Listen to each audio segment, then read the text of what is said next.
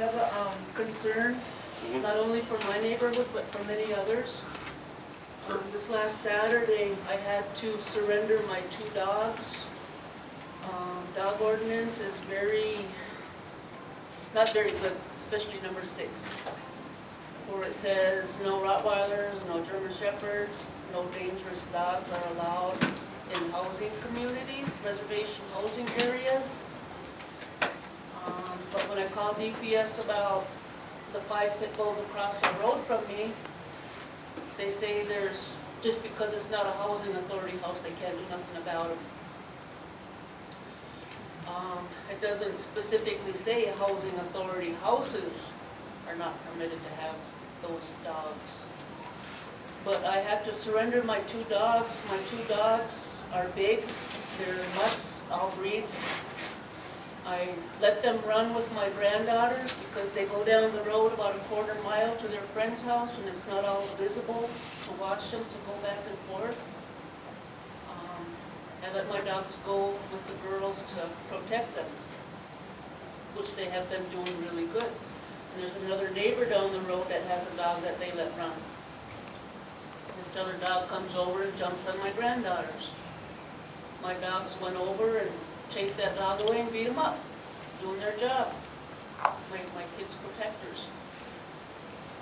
This neighbor called my dogs in twice to the county, and they referred it to the tribal police, but anyway, they had to quarantine my dogs for 3 weeks. They're not rabid, they're very friendly, they're just big puppies, very lovable. But my dogs got called in twice. This last time they said Leech Lake DPS will come and pick them up because they're reported potentially dangerous because they beat up a neighbor's dog while they were protecting my kids, my grandkids. So in the meantime, these pit bulls across the road, every now and then they break loose, and my kids are extremely afraid of them. They come into my yard a month ago and they attacked my bigger puppy. Tore up his ear really bad. He was bleeding all over the yard and on the porch. His one eye got so white I thought he was blinded. You know, he was just doing his job, protecting the property, protecting the kids. But I had to surrender him. So now my grandkids and neighbor kids, you know, I can't let them go back and forth to play on the road no more. But I know there's other dogs on the reservation, pit bulls, Rottweilers, Shepherds that run, go down my road. There's all kinds of dogs running. But mine, they were just, I don't know, I feel like I'm being harassed, but I had to let my dogs go. If I would have let the law enforcement take them, it would have cost me $50 each for them to come pick them up, plus $15 a day each for impound or quarantine 2 or 3 weeks. I can't afford that.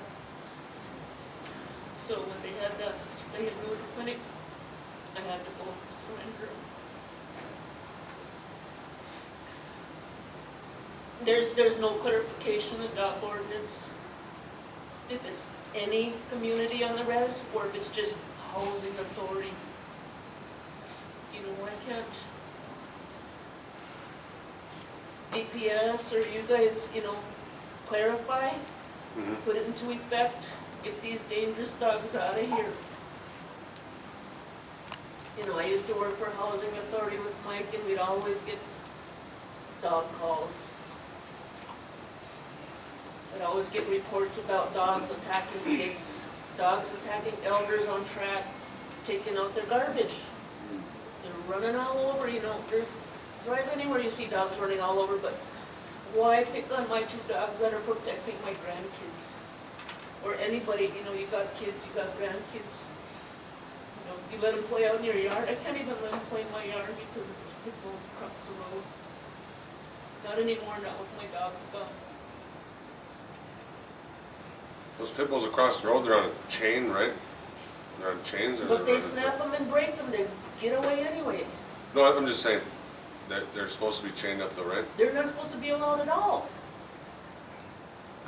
Well, I guess it's a little and I'm very sympathetic to your situation, and you know, you'd think that they would probably give you like a warning if your dogs were raising No, Cain they didn't give in me the, a warning. I call in on those pit bulls when they're loose and nobody comes out and does anything to them. I know, and I'll look into your situation though, okay? For beating up a dog, you know, it's dangerous. Right. So, when you look at But right in you the look at the ordinance, it broad says they're not area allowed of our on reservation, and what I'm gonna say here is that we catch hell because there's dogs attacking dogs, and then we give the tribal police direction to start being a little bit more stringent with what they're doing. And all situations are not fair, and I'm not isolating your situation because it seems like, you know, in my eyes, there probably should have been like a warning or trying to work with you. That's if these dogs are a part of your family and whatnot, not just some dogs running around the neighborhood wild. So I'm going to look into your situation, but your dogs are, you put them down? Well, I'd still like to get clarification on the situation, but like you're talking about, we had dogs outside the facility center before the workday started, attacked an elder and chewed up her hand. Over at Liz's house, she had some dogs that were attacking her dogs in her yard. And so policy all the time doesn't cover all specific occurrences and situations, and so you try to put out something that's going to do the best that it's going to do for the communities at large. So without knowing everything around your situation or every dog in your neighborhood, where I live in the Mission, and there's a lot of dogs running free. It's community, or the neighborhood families just kind of work it out, I guess, except for you know, if someone poisons your dogs and poisons everyone else's dogs in the neighborhood, then you can't kind of work that out. But I'll look into your situation and you know, see what we can do as far as the ordinance goes. Yeah, it's not just my situation, it's everybody else's that got dogs and kids and pets and elders. Well, if you think of other governments who have ordinances in place as far as animals go, cities, counties, what do their ordinances say? Cass County, when my dog was attacked, my dog was in the back, chained up, and the pit bull came in and attacked it and ripped its ear off and his throat. And we had to take that dog into Vet's Hospital. We had to pay $1,500 out of our own pocket to save him. He was in the hospital for 1 week. And we dealt with Cass County and GPS here on the reservation. Cass County told us that any pit bull in a residential neighborhood was not allowed. That, no matter where. So that's their ordinances, and that's the same thing with housing. Housing says the same thing, that pit bulls and Rottweilers are not allowed. So the people across the street from you, are they neighborhood, housing neighborhood, or are they? It doesn't specify that in the ordinance. It says any reservation, community area, housing area. So the pit bulls then, are they on reservation land? Mm-hmm. And it says that also, it also states that those animals could reside on private property, but is tribal leased land private property? No. Okay then. Our So it should be the ordinances would results cover of our jurisdiction, and our jurisdiction is on our specific lands. Right, so you can go over and you get them to get those pit bulls out of there. They did pick up those pit bulls and that were roaming around that attacked my dog. So, you know, it can be done if you put enough pressure on them, and I did. I wouldn't give up. I just said, these dogs are running loose, the next thing they bit a little kid down the road.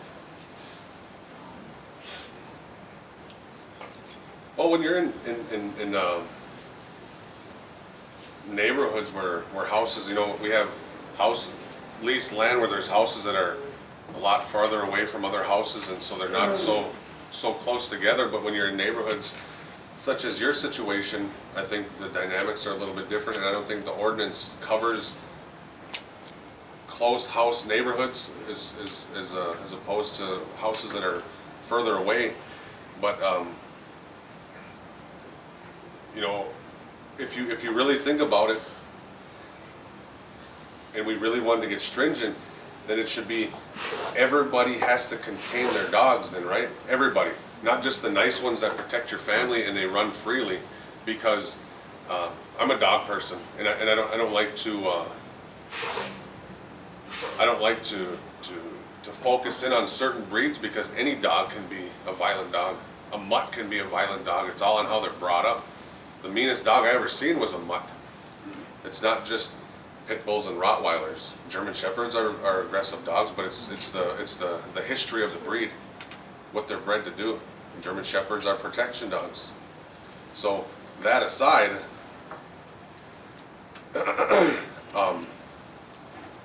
any dog, I think, can be a violent dog. And so do we have our dog catcher go and see every dog that's running freely, start picking them up and bring them to the pound and start charging whoever wants to come and pick up their dog?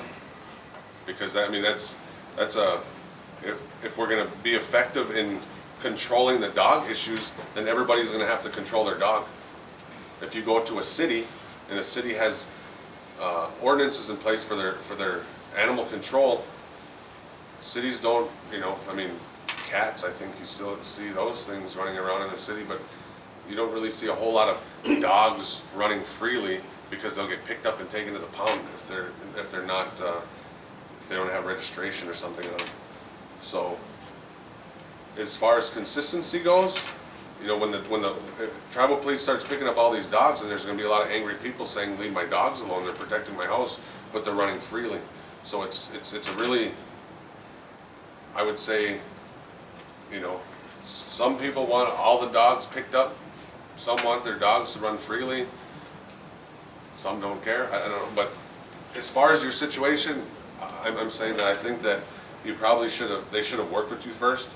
If your dogs didn't attack somebody or didn't attack an animal. My granddaughters even told the police, you know, that the dogs were there and that other dog came and jumped on them, and dogs chased them away and beat them up, and it didn't matter to them.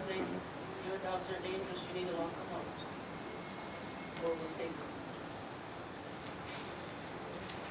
And I'm sorry you had to put your dogs down, you know, I know,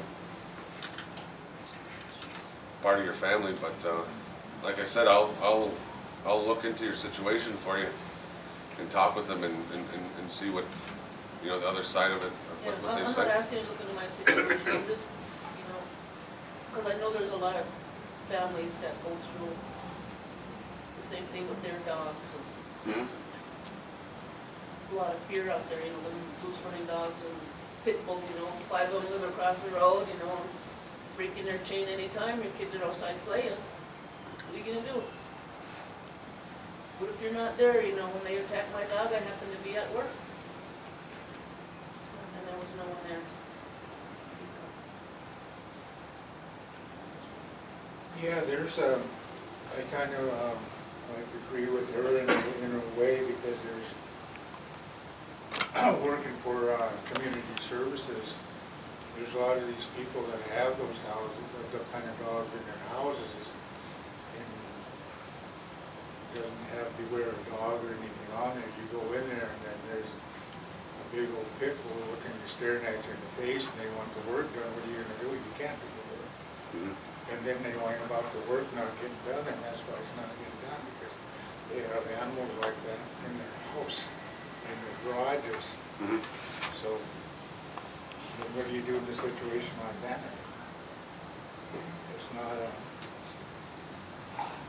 I don't know, everybody just packs up and leaves, or says something like that happened. Stay there. It's not, I don't think that's right. Well, you know, when it happened to our dog, if I can remember correctly, First tribal police didn't say, well, we gotta have a witness. I kept telling them, I said, well, if there's gonna be a witness, I mean, what if it bites a kid and there's nobody around? What are you gonna say, where was the witness, you know, to a pit bull doing that? Kid is not, you know, those dogs are bred for guard dogs. They're not dogs that run around the neighborhood and stuff like that. They're supposed to be on a chain, a leash when they're walking, and stuff like that. They're guard dogs. They're not just like a German Shepherd, but we keep our German Shepherd in the back leashed up, and that's why you got a tattoo in the back when that happens. So there's the Cass County responded. That's what they said. No matter where it is, where the dog is at, they're not allowed in any kind of residential area.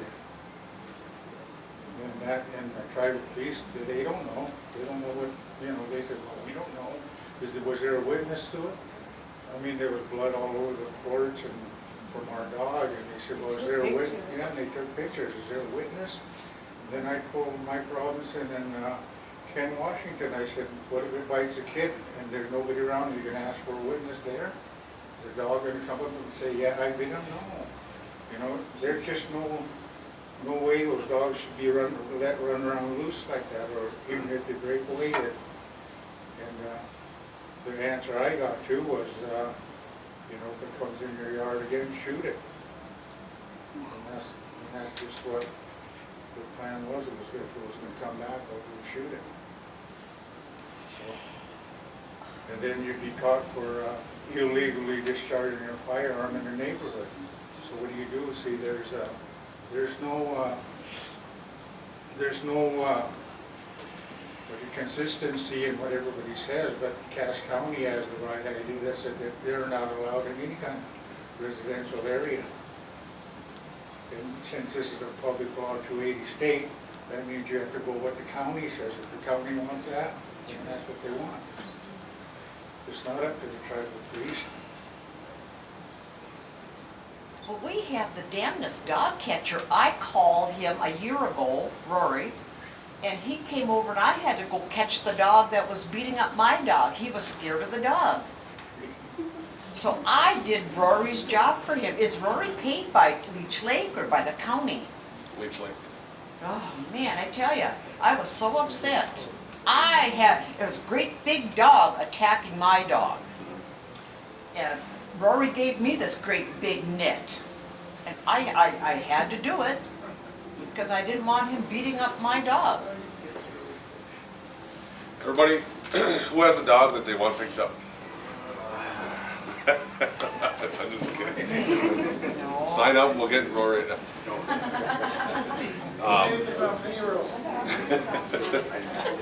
We'll have you helping Rory, okay? Cass County is much more effective. Anytime I've had to call them, they come right away. Like this woman next door, she came to ask for a shovel because she was stuck in the snow. What does she do? She steals my iPhone that was laying on the table. I called the tribal police, they didn't come out. Called Cass County, they came out right away.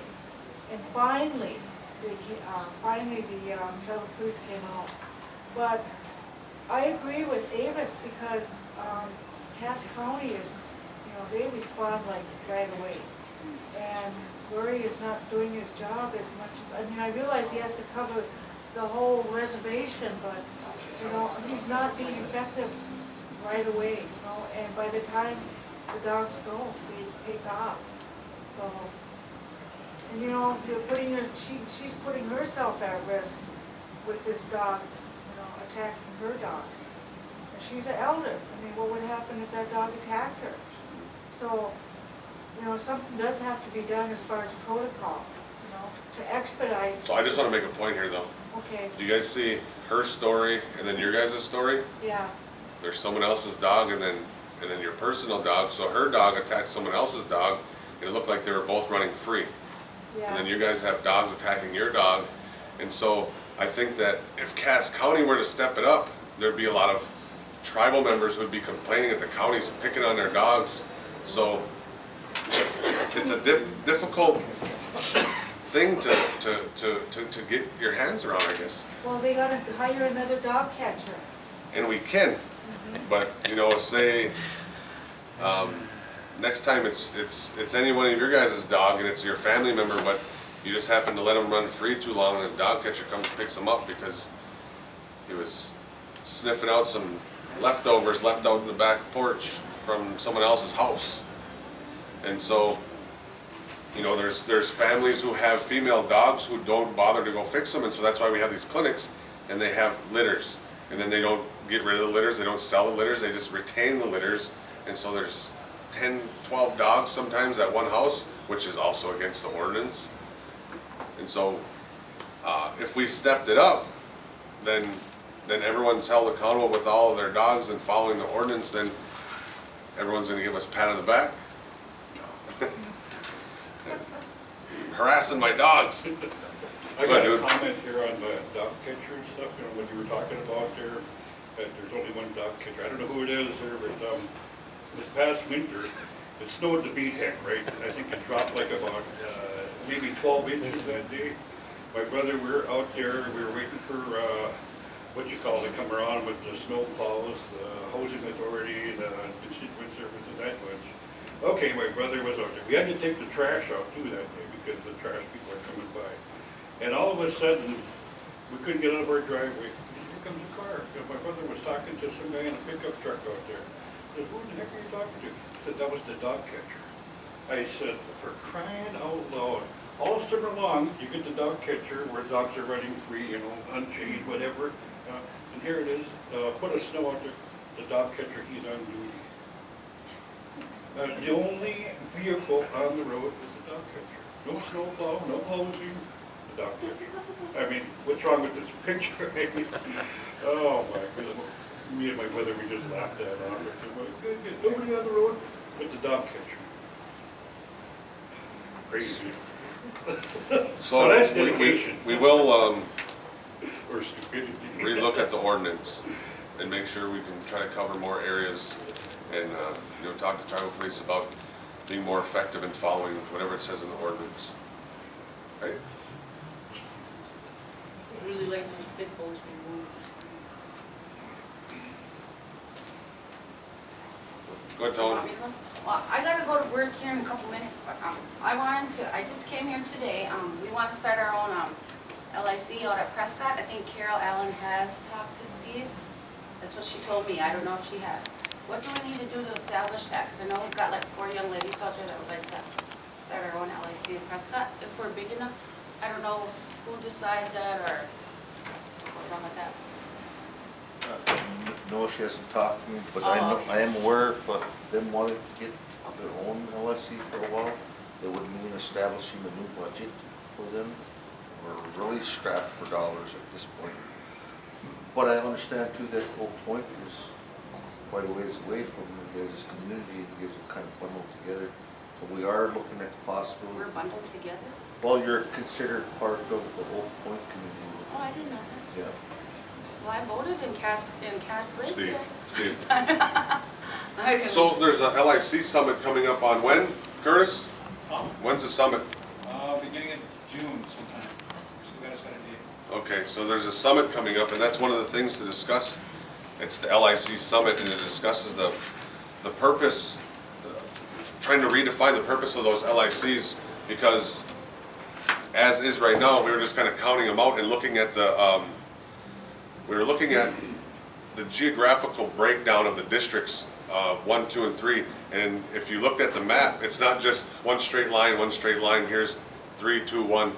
District 1 wraps around to the north part of the reservation, and it's almost, it's probably pretty close to Pennington and Cass River. District 1 is almost up to just east of Pennington, Cass River there. That's where District 1 line ends.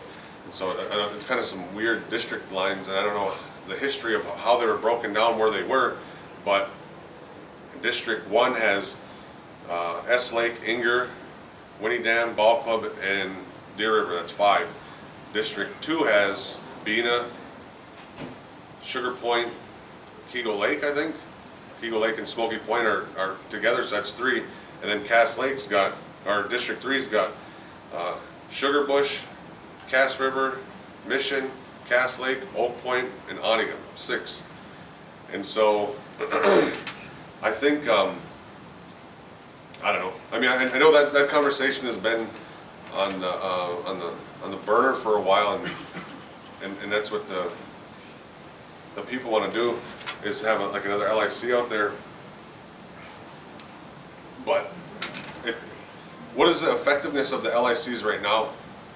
And that's just kind of, I'd put the question back out to you guys, because you kind of have Onigam out there, and they kind of do their own thing and take care of them, and then Oak Point's over here, and I just had a comment from Oak Point, because Wilkinson's in Oak Point, and they're having their LIC elections, and they said they wanted to kick Wilkinson out of Oak Point's LIC because they didn't participate. So it's kind of like, it's everything's getting real territorial as far as the LICs go, and it's not more of a cohesive community type based thing where LICs or communities are coming together. It's all these little silos of everyone, you know, they want their own LICs, and so redefining the purpose of the LICs, and then I would just say, what is the participation of the LICs? Do people come out? I mean, look at our open forum here. I'm more than glad we have the turnout that we do, but if you look at the forum, who's recording here today, you see how many people like the forum and how many people comment on the forum. Do you see them here today?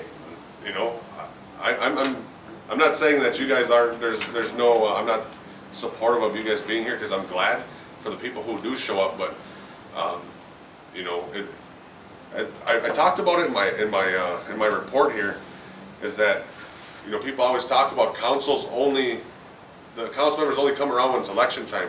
They only listen when it's election time, and these meetings are set up to listen in between those times. But, you know, there's 9,200 band members. You figure roughly half of them are on the reservation, and the most we've got in the District 3 open forums is probably 85. So Delmer's got to start trying to promote more participation. Are you to do what? On the forum, outside of being behind the computer, and come in these meetings and trying to you know, have effective communication and trying to identify, you know, how we improve things. Effective dialogue in these meetings, and I like these meetings. I love these meetings.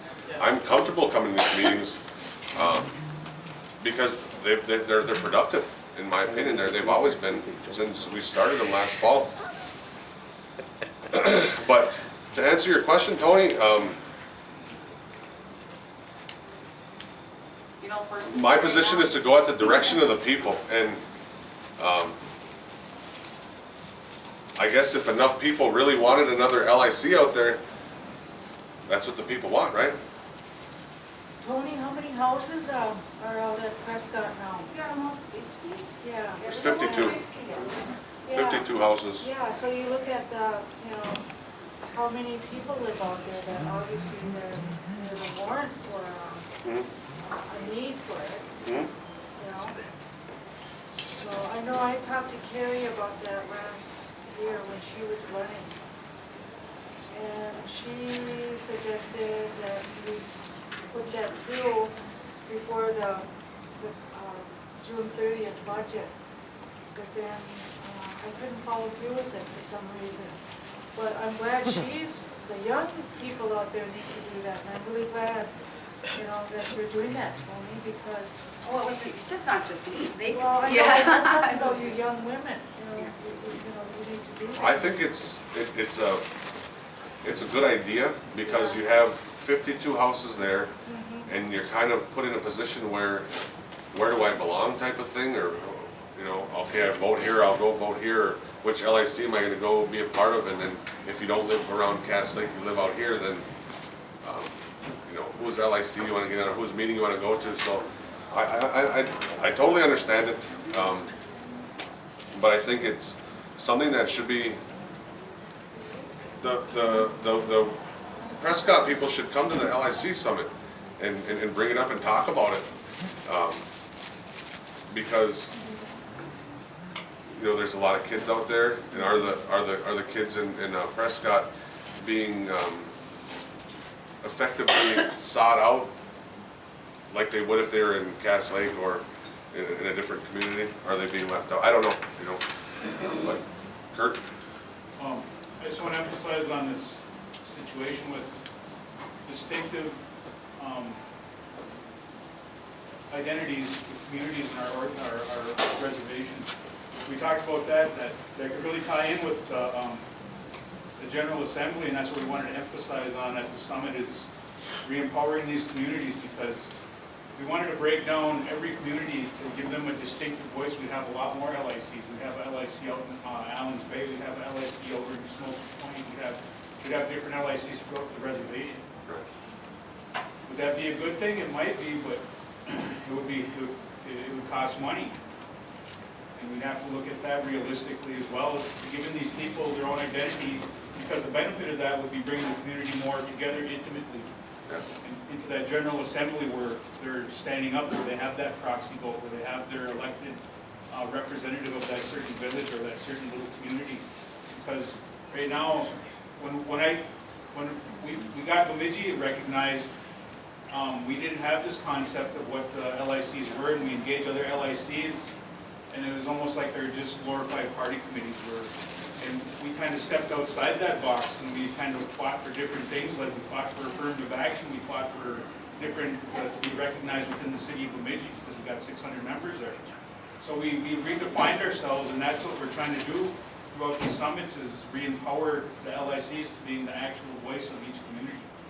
And I think that would be great if we could empower Prescott or other distinctive villages within the reservation that wants they get their own leader and their own voice, and they say, well, this is our voice, and this is our representation, and we're trying to establish that. We're even trying to establish a monthly meeting with all the LICs, with the tribal council, so they can voice their distinctive needs to the tribal council, because they're different, and it doesn't seem fair too. And I know it gets dangerous when we talk about even like Onigum and maybe Breezy Point and maybe Old Agency that have different needs.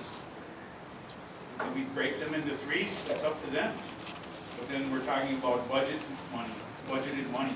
Where are we going to get that money from? I mean, that's a very complex thing, but we're simplifying a lot of complex problems by just grouping people into one area of the LIC though too. I mean, it's something that, it's a discussion that needs to be developed on, I guess, more than discouraged. If we want genuine representation of these distinctive villages or these distinctive housing places, plus it will bring the people together. It'll create a sense of neighborhood and a sense of neighborhood, or a unity within that neighborhood, where people will get intimate and say, well, what do we need for our neighborhood? I mean, that's just one thing that we built on, and that's what the council was essentially before the RTC was established. Was we had different villages that came together, and was the tribal council. We had Ball Club, Inger, Cass Lake, Bena, Onigum. All these, that was the representation, but now since then, we've grown. We've established different villages, and we're in different areas. You know what I think you should do? I think you should totally restructure the whole LIC and turn it into a cooperative coalition. And rather than having elected officers, everybody has a say in it as far as cooperative consensus building and decisions. And nobody needs to get paid for it, because if you live right in Inger, you know, it doesn't cost nothing how to drive to or walk to the community center. It wouldn't cost me anything to walk over there to the Prescott Community Center. I think the tribal council really has to look at that and restructure it. My point to this, the way I look at this is it's the same thing with community centers. You can build as many community centers as you want, but if they're not open, how effective are they? You can start up as many LICs as you want, and if they're not doing what they're supposed to be doing, how effective are they, why have them? So should they sign a contract saying if you don't have enough people in here, you don't get paid, and your LIC just shuts down? I mean, could we establish that? And you said they're elected officials. When do we have elections for these? We don't. They get appointed into them or whatever they do, and when you have Toys for Tots, other things, their family members pick through them first.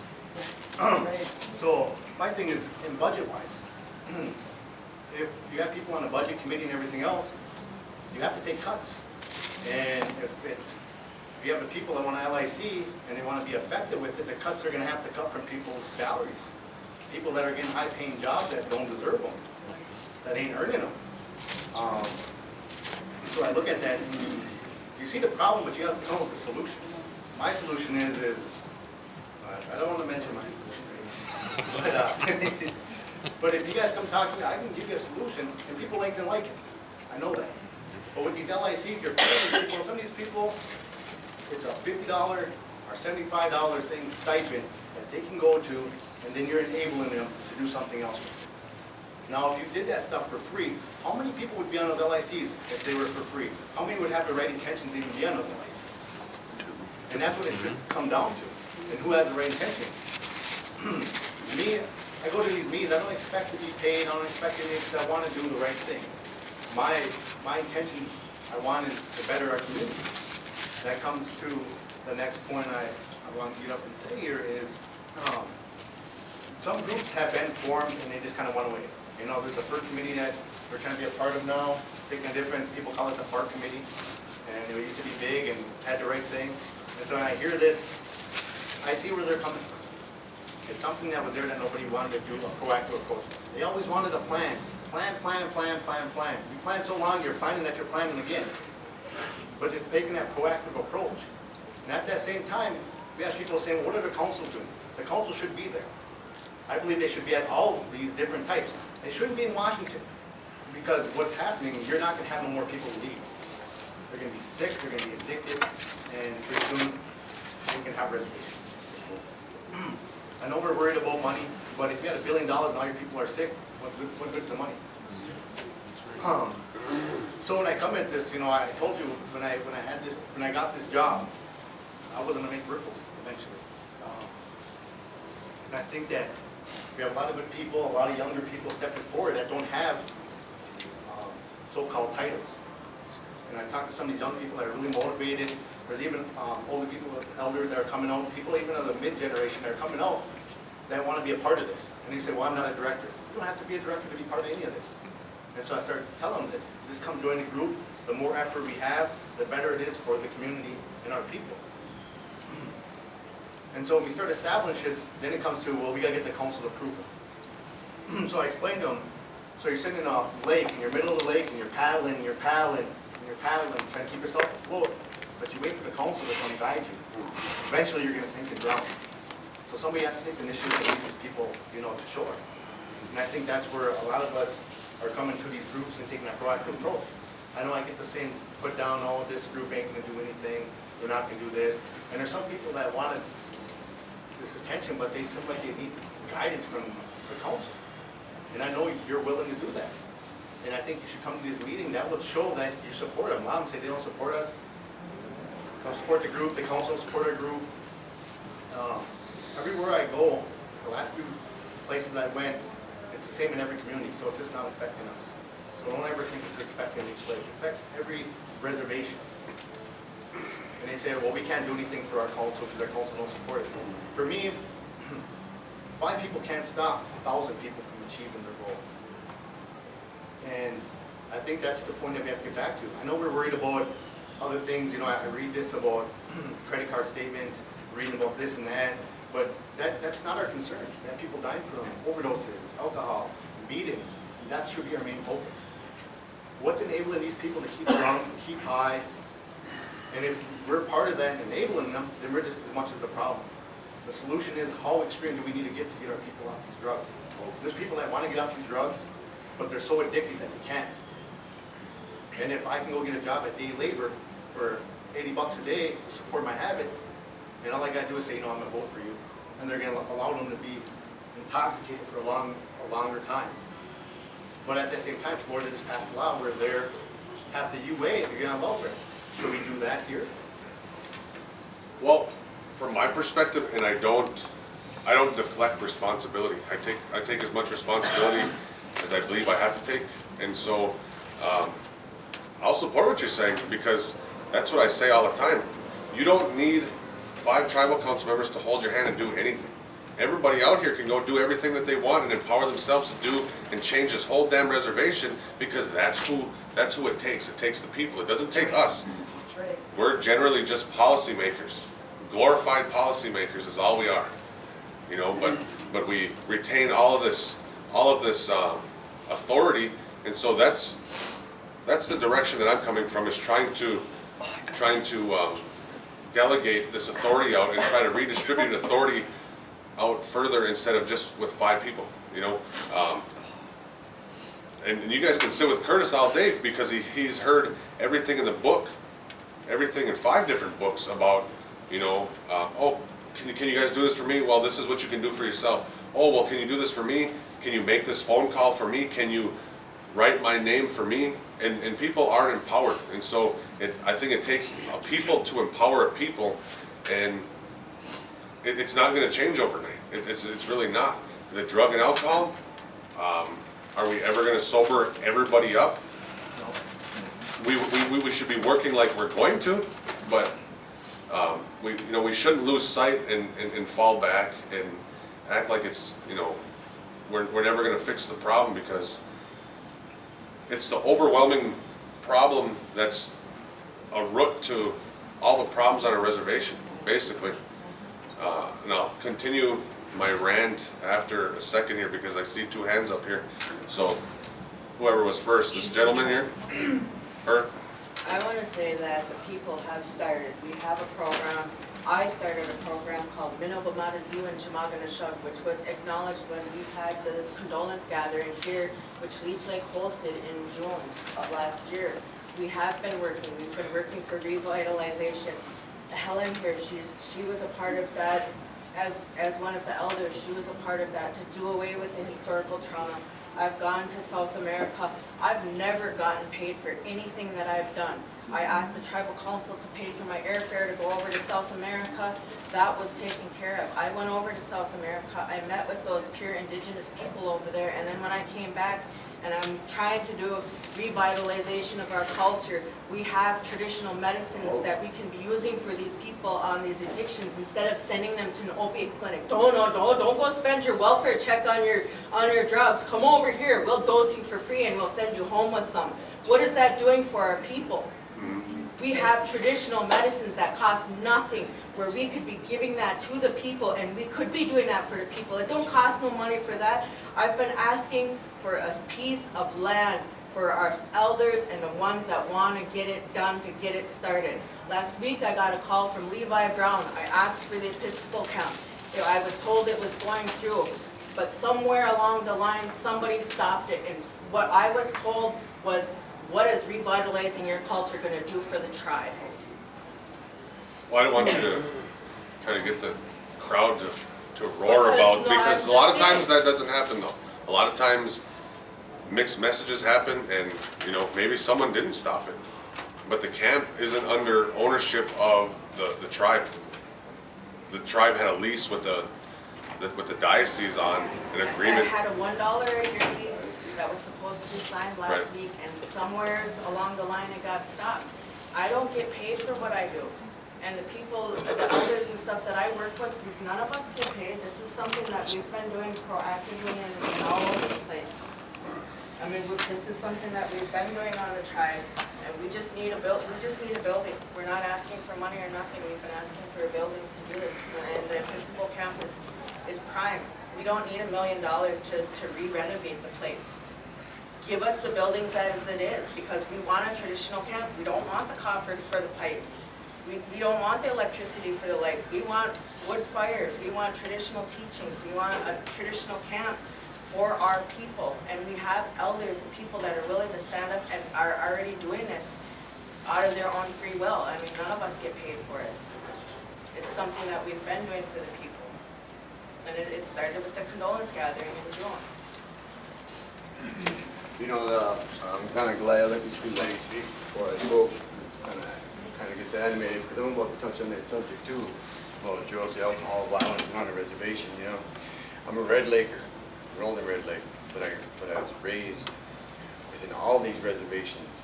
From Little Earth to Minneapolis, first memories of life, White Earth, right here, Leech Lake, Red Lake. You know, we all deal with those issues of alcoholism and drug addictions, you know. What I wanted to talk about in here was different means and solutions to dealing with the issues of drugs and alcohol, with the disciplines of it, you know.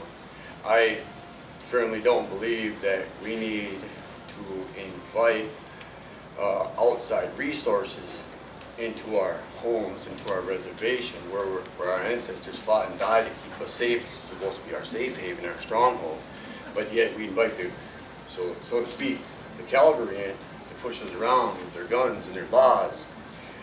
We know the United States government does not have a hold on dealing with their own issues as far as drugs and alcohols in their societies. You know, when I brought this up to one of the other tribal leaders about getting together and asking the tribal council for a closed meeting to find different means and solutions to dealing with its own people, because when it comes down to it, the research that I did from the past and present, what I read was Leech Lake got together with Tri-County Task Force. The Tri-County Task Force in Leech Lake, with their collaborative efforts, went to their feds, asked for help to ensure stiffer penalties, not just for the dealers, but for the addicts as well. Now, if you really love your family, if you really love your grandchildren, your uncle, your auntie, you don't, when they're sick, you don't send them away to a prison for 3, 4, 5, 10, 15 years. We are a dying race. We what is it, 1.5% total of the United States? That's what Native Americans are. You know, we're not a dying race, but a very limited one, an endangered species, just about. You know, so we don't need to be taking fathers and mothers away from their babies, their families. When they talk about communities, I spent a lot of my teenage life right here. Cass Lake was no typical small town American town. Cass Lake was off the hook, it was off the chain. Everybody can realize that. Alcohol, I mean, I know alcohol sales have plummeted, but the drug addiction within the severity of them, crack cocaine, methamphetamines, such and such, you know, those are taking its places, you know. And then the cops come in and they'll grab a little 18-year-old, 19-year-old, whatever. They'll grab one of our family members, find him with a couple little Klonopins, maybe a little, and they'll say, you know what, you're going to go to prison, young man, or young lady, but I'll tell you what, I'll throw this out, it's a 5th degree. All you got to do is go make a buy for us. So what does that do? That just makes the problem worse, in a sense, because you're endangering that family member by having them go out and make a purchase or a buy or a sale, or just go ask somebody to help. Me, as an individual living here in Cass Lake, all through my teenage life, it was what I was taught to do by the community that I was surrounded in. You don't take a bear from the woods and then put him in a cage and expect to tame him in 5 years. He's still going to be wild. He still knows what he knew from the Mother Nature and the environment that he grew up in. You know what I mean? All I'm saying is the people that I spoke with, from the people that I live with and deal with every day, we would really respect our council members to seriously, I mean seriously look at the situation that we have at hand and find different means and solutions. When I say different means and solutions, the LIC, that's something that could work, because you know, I gotta, let me see, how can I put that? I got past records within the federal system, within the state system. I got locked up for like, almost 5 years, 4 years, 8 months before I got out, okay? My mind was able to get clean, I was strong again, but I got thrown right, you know? I go back home, and it's like I'm back in the kitchen again. You know, I'm trying to stay straight, stay clean, blah, blah, blah. But it's a little lonely, it really is. Some of our, I don't know. But anyways, I got sick again. So now that the feds or the feds or the task force is here now, right? I'm trying to get better. I'm broke, I'm poor. I'm trying to get back up, looking for resources, for help. And all of a sudden, I'm getting blocked. But that's a different story. Not just me, but your relatives as well. From getting the help that we need. Proper help.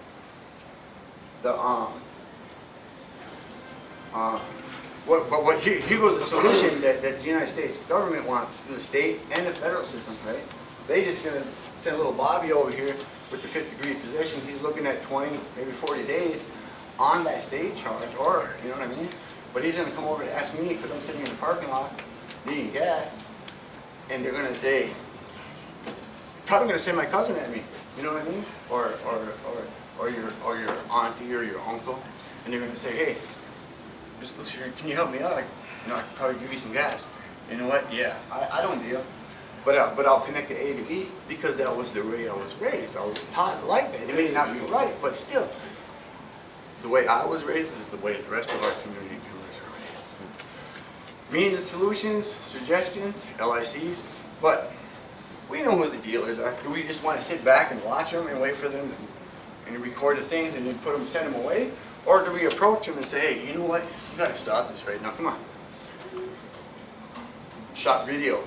A lot of the United States don't want to put out shot video, like smoking cigarettes or whatever like that, because it's too visual. But maybe that's what our members need. You know, the ramifications of methamphetamine, cocaine, drinking and driving. You know, something that's a little bit more shocking. In order to get them to stop, let's try something else rather than prisons, because you know the prisons ain't working. Just taking us away from our families, our communities, and our things. We're sick. When you talk about it takes a community, hell yeah, it took a community. It took a community to make me who I am. But as who I am, not everybody has that ability to speak up for themselves. So I'm speaking up for those that can.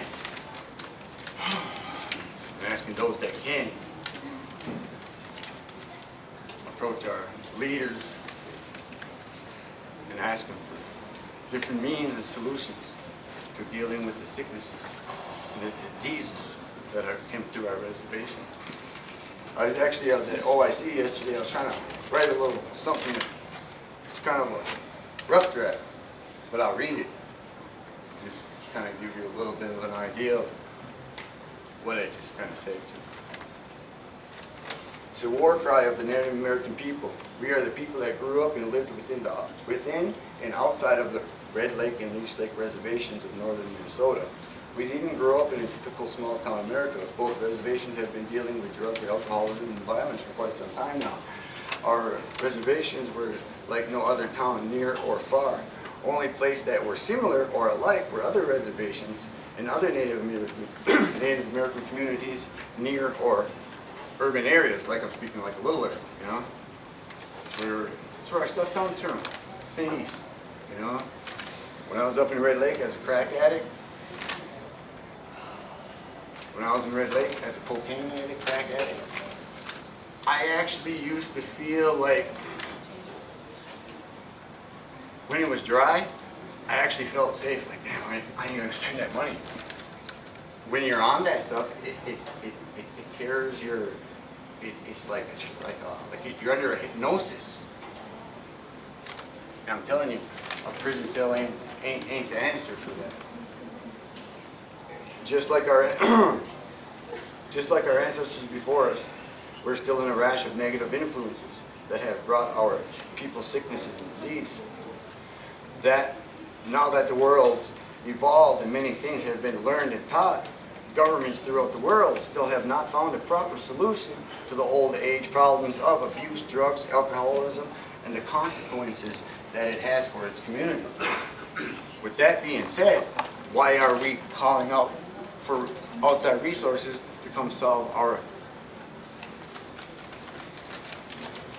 I think broadly,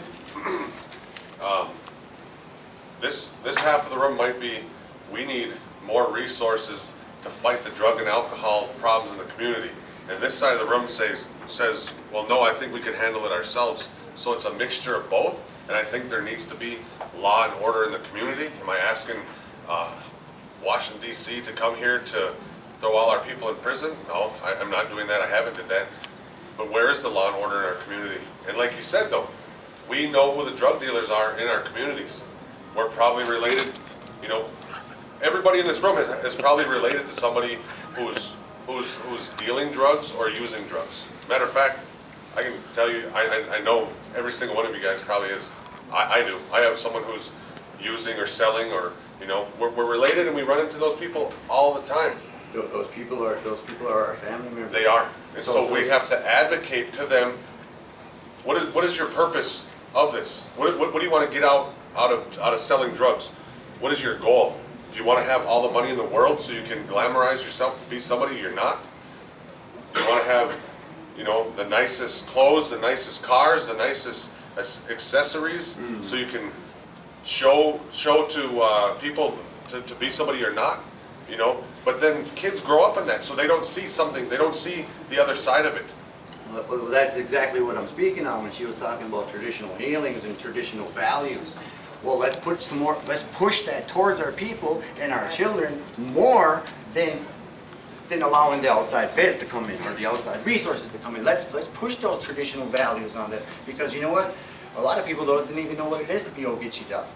You know, they don't know that they sacrifice their energies and their well-being for the benefit of their family and community. A lot of people think Ogeechee means you got to be hard, or you got to be strong. When it comes into What do you mean by push? push, what I mean by Push traditional on people?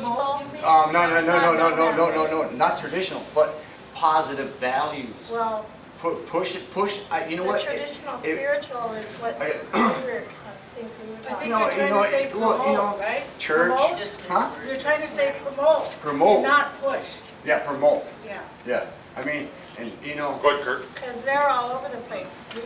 There's help all over the place. All you gotta do is ask and find. some people are unable to do it I think what because he's getting their at is what, mindset ain't right, they're sick. we were doing, what was that, earlier last fall with the hollow water? Yeah. We're taking a look at restorative justice, where we intervene with members within our community's lives. Yeah, it could go through the LIC. So we say, this person over here, they've been drunk, their kids have been wandering around, let's intervene, let's bring them up and have some kind of restorative justice system. Where we say, well, we want you to reform yourself. There you We go. don't want you in our community, kind of thing. And that has a success rate. That's like, the banishment's a harsh word, but that gives them something to work against. And that's like 98% successful up in Canada. And where people don't have to lose, but they do that so we don't lose our people to the system. There we go. And that's what the restorative, they do it through traditional means.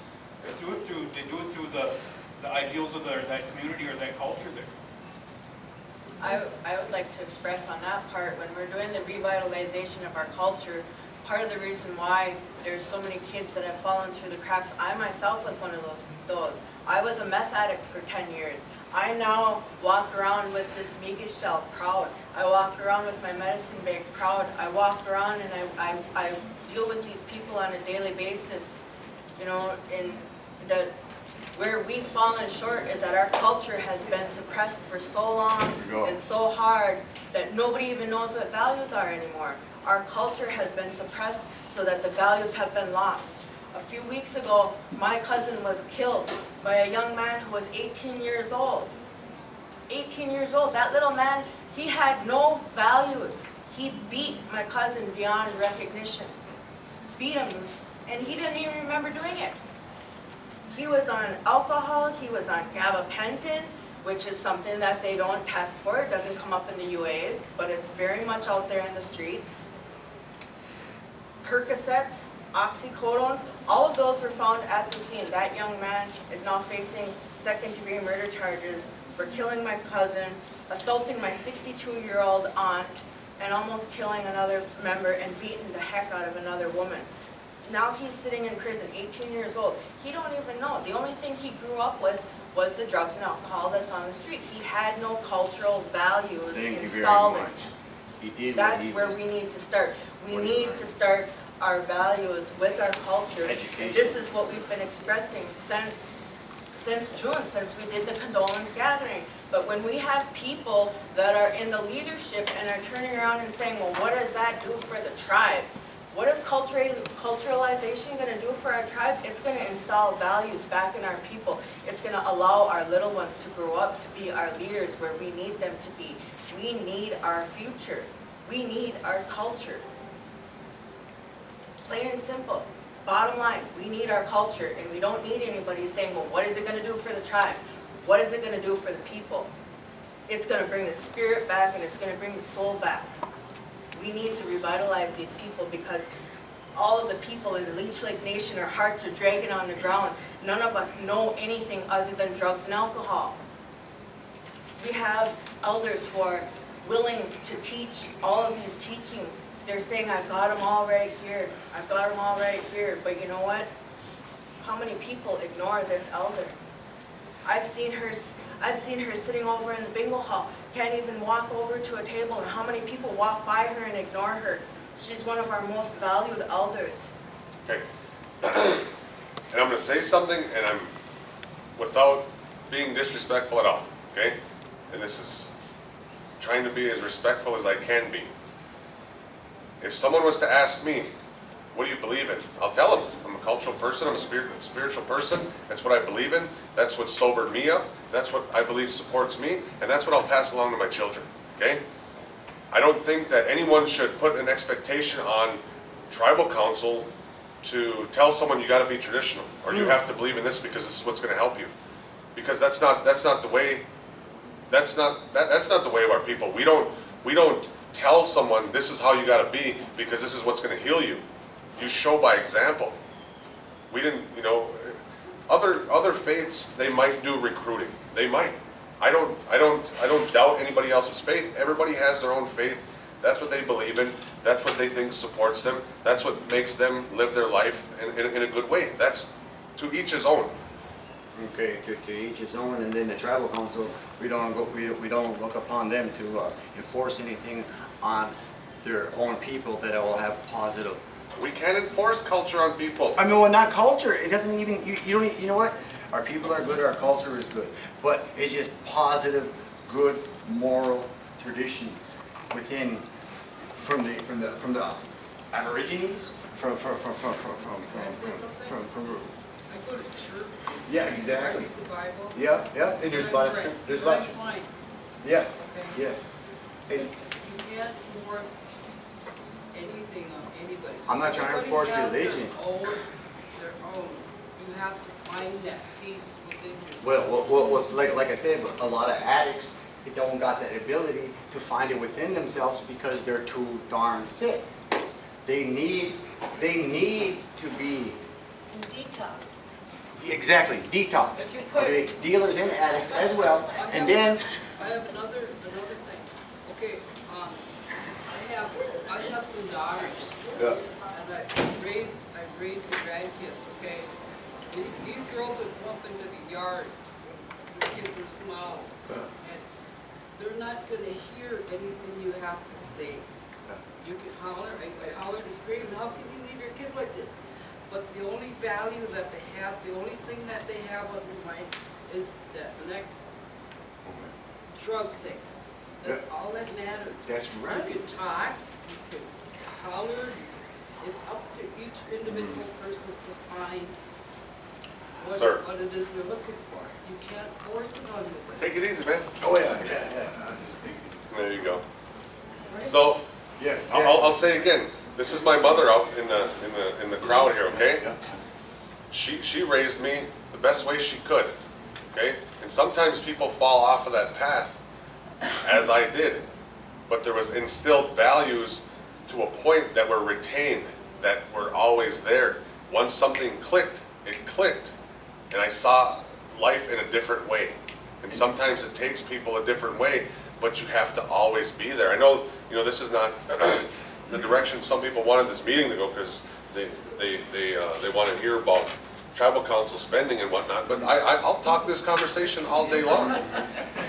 Because I used to work in the human service field. I was a counselor, and I was always told, if you're gonna have a meeting, and there's one person in that meeting, but 50 were supposed to show up, you have the meeting anyways, because the message you're trying to pass along, and if you're affecting one person, that's all you need. Okay, then, so like this, and I'm very happy that you had, a good mother and a good father, but what about my children? My woman's an addict too, and my children that we had are Native American. So like, what's in store for them? Is it that negative circle that we've been already walking Both of you through? go to detox. Huh? Both of you go to detox. Well, yeah, well, you know You what? have to ask for the help. Yeah, we did. Nobody's gonna pour it We on did. you, you have to ask and want. Okay, It's the but only then, way it's gonna work. and you know what? A lot of us will ask. A lot of us have been. Matter of fact, the only reason I'm sitting in here You know today, what the really asking reason I'm is. sitting in You'll here know. today, with all due respect, the reason I'm sitting in here today is because when I brought this topic up to my friends that are dealers, that are addicts, they're like, yeah, we do need some help, and that's why I'm here today, asking for help. Find it. A lot of this breaks down to parenting, flat out. A lot of the value system through traditional methods are brought up during your parenting, during your Their children younger are years. gonna learn the same thing that Exactly. they've learned. And this kind of like And it this just adult, repeats, it's repetitive, it Yep. repeats. and it's a cycle. It's a learned behavior. Yep, it It's is. all learned behaviors. Monkey The see, monkey drinking, do. The violence, the Yep. Yep. And that's what I'm saying too. If Yeah. monkey see, monkey do, learn behavior. That's why I am the way I am. You want to nip it in the bud, you need to address the parenting issues. Kurt had his hand up. Oh, I was just, Leroy mentioned earlier that day in, day out, I do a lot of social as an assistant. And I see the symptoms of poverty, and I see the symptoms in addiction and alcoholism, all that stuff is a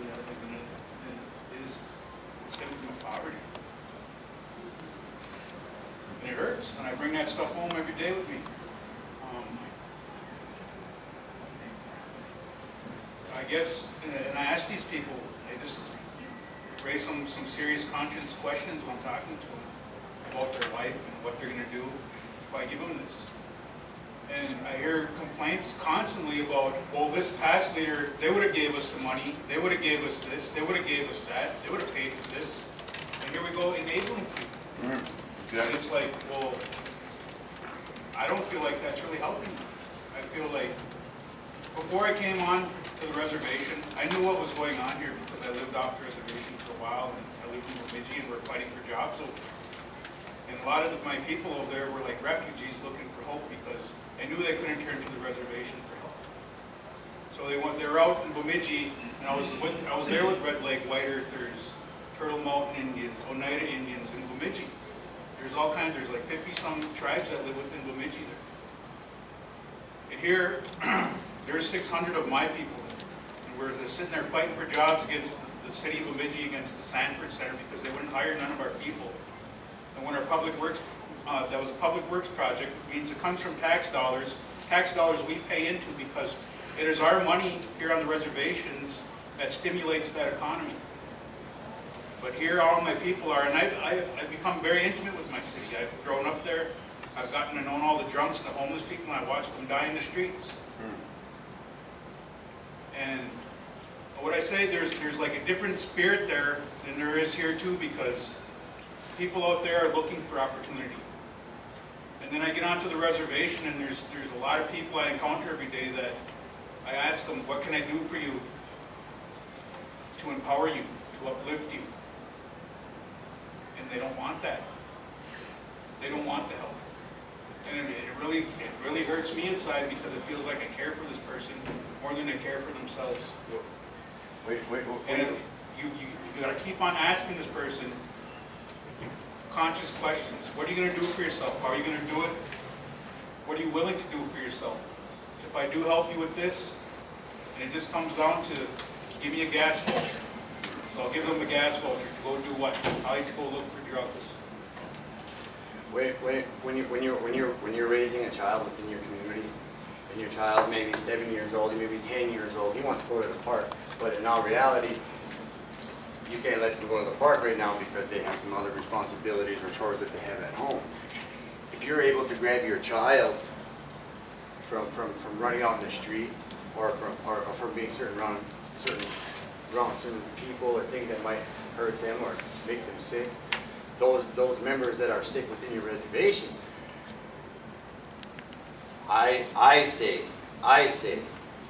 if somebody would have grabbed me, he just took me away, taught me. We need, as addicts, we're unable to help ourselves in a lot of situations, so we do need to be grabbed. We do need to be taught different things, because the government's going to grab us anyway as our state, and they'll put us in a cage, come back out, get sick again, whatever. That's not everybody's story, but yes, as members, and selfishness. I think it's selfish to let the rest of our community fall through the cracks. You know, oh, we can't do nothing about it. They got to help themselves, or they got to ask for help. You know, a lot of them are unable to ask for help. Maybe and grabbed. They need to be grabbed and say, "Hey, I love you." I guess That's what why I I get to discipline you. is, I'm trying to give my people value back. I'm trying to ask them, how can you make yourself a value? How can you empower I'm yourself? gonna redirect this, and I'm gonna finish this because we got a lot of opinions here on this, and that I don't know if everybody read the report from the May Debajement, but this last issue on the fight against drugs and alcohol, which I wrote about, it says, on this issue, I'll leave you with one thought. If every one of our children grew up without having to deal with their parents using, their households glamorizing using, and didn't have as much accessibility to these chemicals, where would our children be when they hit adulthood? Just that thought alone should be motivating enough, in my opinion, because that's where it starts. Every addict who's above 18 had a parent or had a guardian when they were under 18. That is where it starts. The tribal council can set all the policy they want, they can put all the programs into place. If the programs aren't effective, if the policy isn't effective, Change it. Make it work. then we can change it, yeah. But, like I'm saying, those little pockets, they'll cover certain people. You can't force anybody to help themselves. Believe me, I worked in it, okay? I worked in it. I have family members that I've tried to work with for many, many years, because after I sobered up, I wanted to give back. And you try to work with them and talk to them and tell them good messages and try to support them. Ultimately, it's up to them. Ultimately, but I guess there's just that thing there that blocks where, you know, instead of trying to figure out reasons why it won't work, let's try to find more reasons why something could work. That's all I'm saying. Let's find more solutions for something that can work. Right. If you were willing to go down that road, then have you gone to the halfway house and gone through a sweat lodge? Have you passed tobacco to an elder and asked for that help? You know what? I worked with this man, Mike Smith, Richard Morrison, and amongst others. I've been to the joint 4 times. Right? Fed system once, state time 3 times. And the reason that I'm sitting here today is because I did sit in sweat lodges. I did sit in churches with my aunties, my uncles, my cousins, whatever. Yes, I have. Everybody needs a higher power, but I believe that the value systems, not so much the religions to be pushed on people, but just the education of their No, you're right on point. positive and negative. Values is something that everybody can agree on. A value system is something that everybody can agree with, and it doesn't have to be so much in a belief system. Yeah. What are the values? We- So, Yep, there we go. this conversation, like Kurt was talking about, kind of leads us into another situation as far as council spending. It's been a hot topic lately, and I guess it's more of a rhetorical question. Do the people of Leech Lake want their tribal council members to sit in the office and do handouts all day? And I guess if you ask that to everybody, their first answer would be no. We want them to fix this reservation. But that it would be no, comma, but I have this situation, right?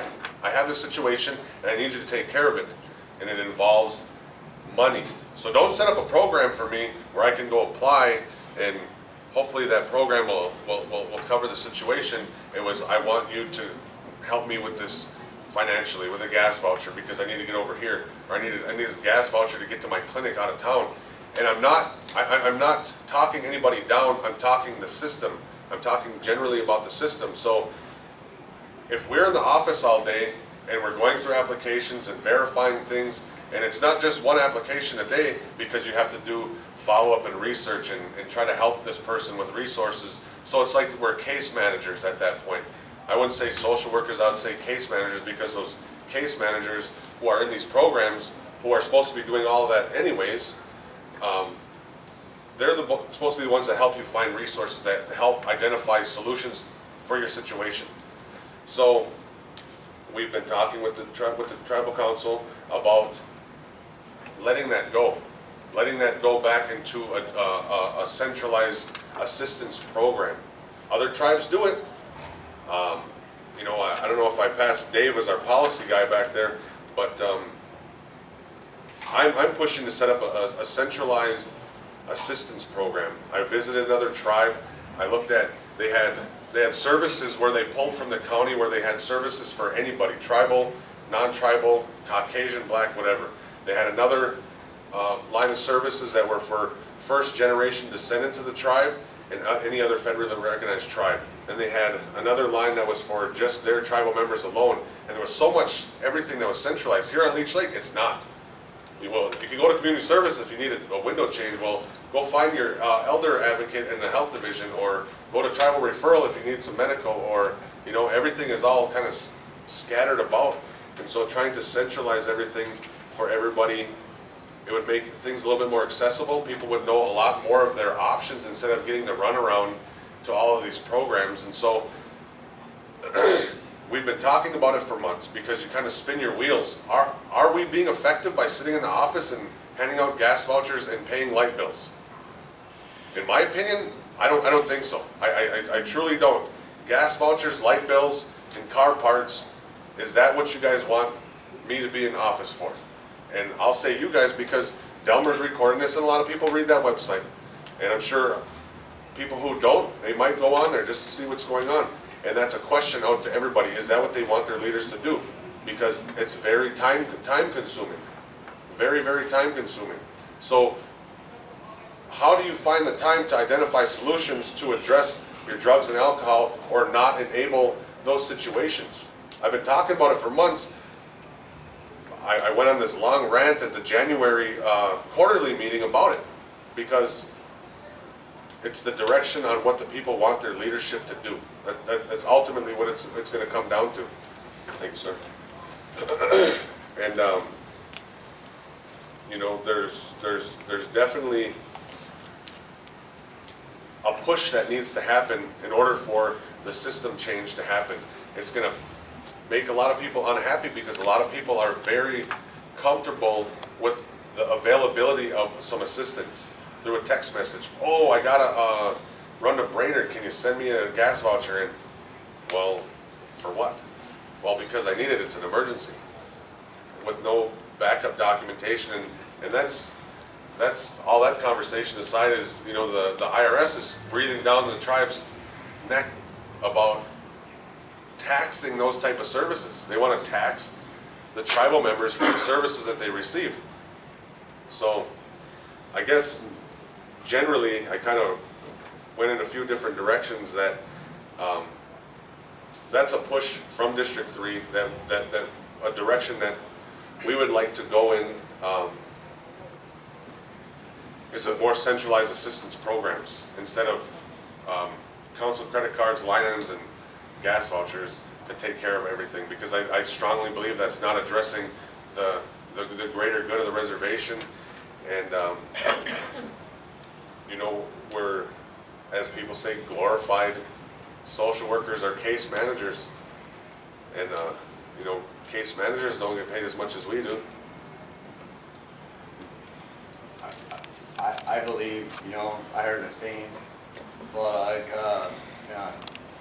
if a man's hungry, feed him for a day, give him a fish, you know, feed him for life, teach him how to fish. Instead of centralizing or figuring out a different way to give the stuff out, why don't you like say, you know what, you do need this, so you know what, here goes a job ticket, you know, earn, if you want some gas here, you can go, you know, help them out that way within some type of, maybe they can do something within the community, because you know there's lots of work out there. Day labor program is for. Yeah, well, I know that, but Supposed to be for. but it's going for other things, right? If this person needs gas, give them gas in their vehicles or whatever, but still make them earn it. That's what I would like for, you know, if they're able to, I mean. But don't get me wrong, I'm that's in no way valid. trying to devalue anybody's situation in any way. So, ma'am, Yeah, they used to have a tribal referral emergency assistance office here, way back. that's a part of it. Yeah, they only could go there for emergency purposes. You have to bring your light bill, your medical, or whatever you're looking for. That's what we used to do over there until the tribal council took it back. Right. And see, that's the political part of it. If if I'm running for office and then you feel like you're not getting enough access to resource, then well, okay, let's pull it out, and then I'll be able to help you directly, and then I can say I helped you. Do you remember that? And then when I'm running next time, I can say, don't you remember that gas voucher I gave you? Well, That's why it's pulled out. It's more of a politicized move, and trying to tell people that this is your money, you need to have it. So if everybody feels like that, they're exploited for their head count when the tribe applies for grants and applies for funding, or funding that streamlines through back to the tribe, that they want their cut of the money, well, it's not a lot. If everyone wanted to see that number, we can break that number down, and then everybody would have, you know, their little piece of the pie, and then what? Then there's no more money for gas vouchers, tribal referral, or as some say, tribal refusal. But that's the intention of the program, and the intention of the program I think is good. And this other tribe that I visited, they have an emergency program. It was called their Dire Need Program, which is funded at 80% less of what we fund ours at, even though we spend ours at probably close to 150% annually on our budget for tribal referral. But it's prioritizing your money. That's all it is. So me personally, if I feel like all my money should be going to all my emergency needs, if I feel that's where it's going to go to, I don't have money for anything else. I don't have money to identify, you know, how am I going to improve my house so I have a nice house to provide for my family, when it's always a crisis on what I'm spending my money on. Or you need a payback system. Somebody needs $15 or $20 or $50 from the tribe. I just want to make a comment about what Leroy talked about earlier. When you brought me on, so it's coming on a year now, and when we first got into those offices, we made a priorities list about what are these solutions, what are the problems, or what are we going to do to solve them. And we got overwhelmed. We got overwhelmed by the intake apps and the problems every day of the people's circumstances. And we lost sight of a lot of those priorities. So we still got this priorities list. And I was thinking about, when we bring people back there, let's run this priorities list by them and say, what do you guys think about this? I did that a couple times. Some people didn't even have an opinion about it. But what I'm trying to say is that when we deal with these circumstances, we can't focus on the broad spectrum of a whole reservation. We want to cure everyone's problems. But then when people call me and they say, I tell them the criteria: elders, disabled, in crisis, which is medical or funeral or something dire. Then people, well, my situation is a crisis. Is it really? I try to put their situation in perspective for them. How did you get to this situation? well, where are you at right now? How can we help you? I'll try to coordinate some services for them. And it just seems like nothing's never enough for someone who wants to put themselves before everyone else. So we focus on these problems and we lose sight of the broader solution. So that's what I guess he's trying to say too, because we talked about this earlier. Do people want us to focus on them alone, specifically, or they want us to focus on everybody and try to create a broad solution for everybody?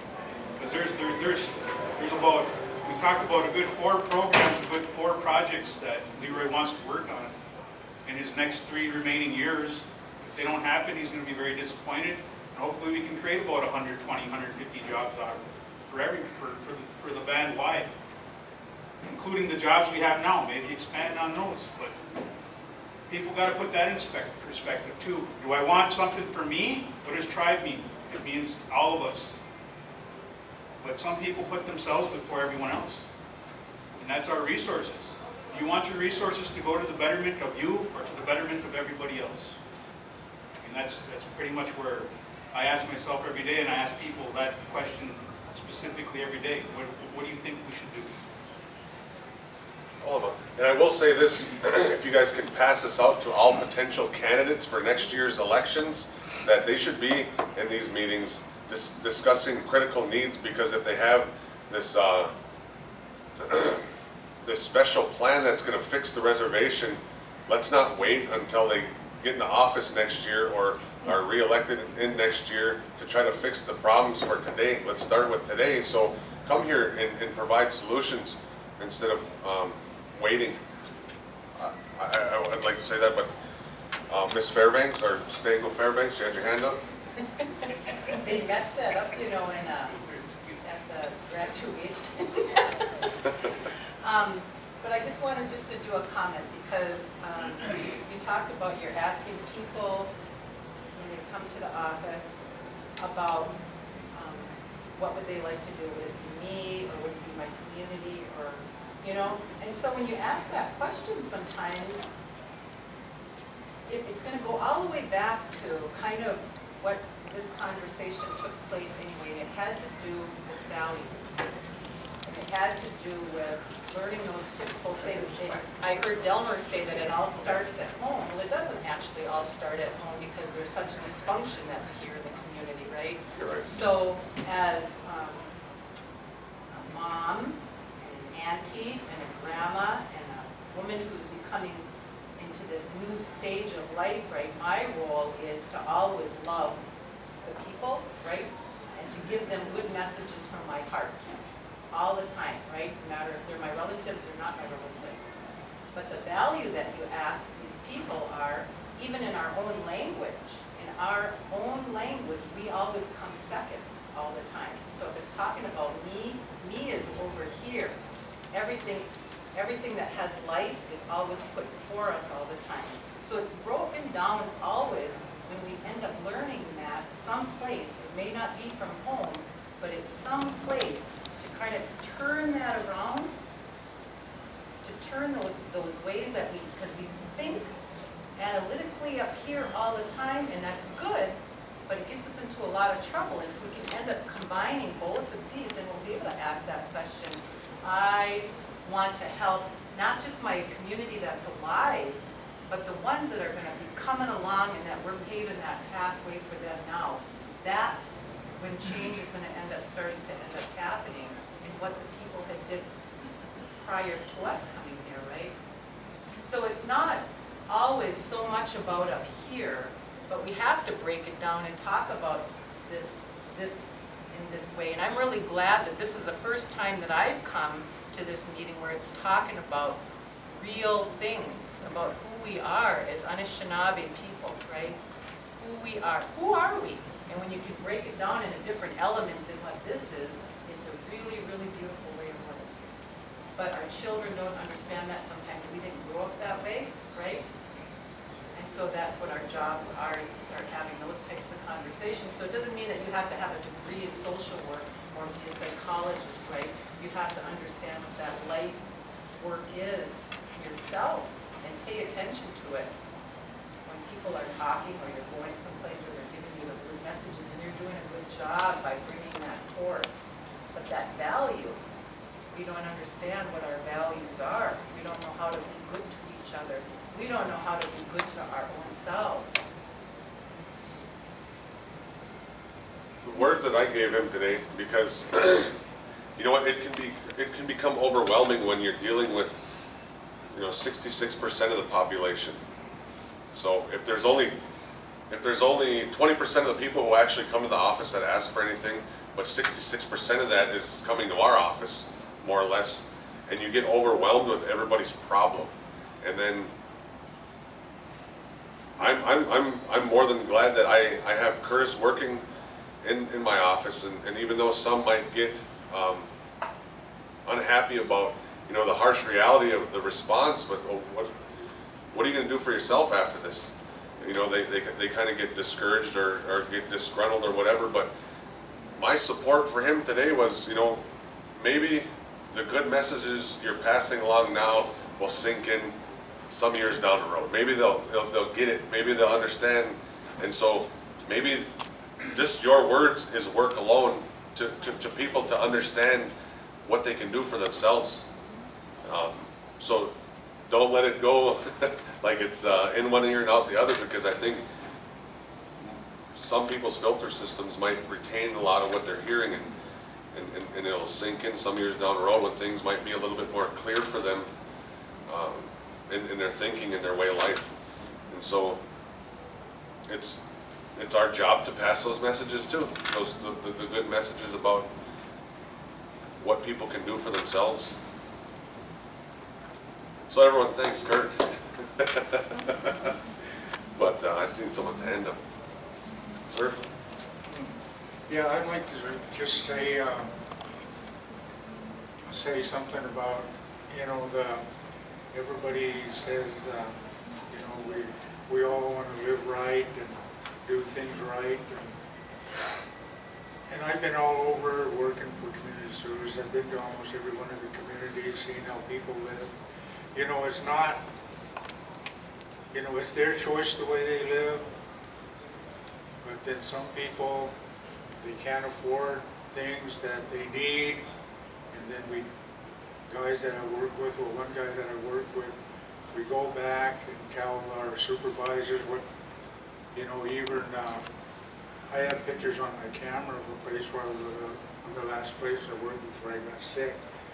And the house really isn't livable, but we tried to, we put 2 new doors in the house. It's just like putting a Band-Aid on a big cut, because you're not able to help them and fix it. I went to Steve and told him about it, and he was willing to help us get, because there's no money, community service doesn't have any money, so we say, but we see everybody else going on in jobs and getting material and stuff.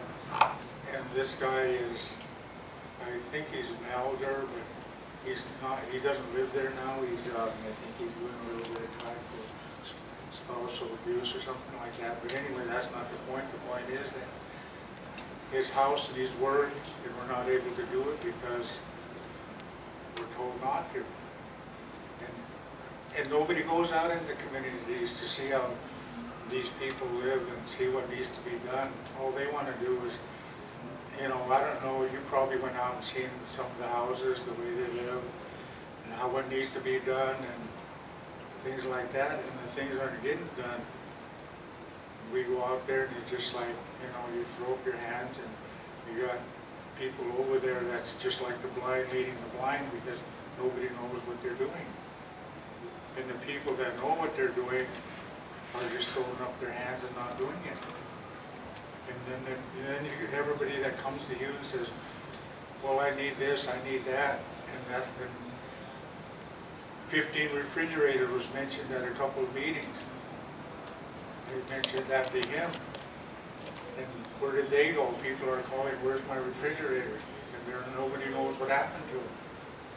And I know because somebody told me that they were distributed it among some of the workers over there, and that was it, And everybody knows all this stuff, and nobody does anything, and they wonder why the people are coming for help. help that they need. And it's just, I don't know, I'm just starting to get upset, but, and I'm not supposed to get that upset. But it's just that nobody does anything about what's going on over there. They say community service is way over budgeted. They're over budgeted because you got somebody there that goes out there and overestimates materials, then you do the job, then they say go pick up the materials, and you go out there, then there's no materials to pick up, the excess material's gone.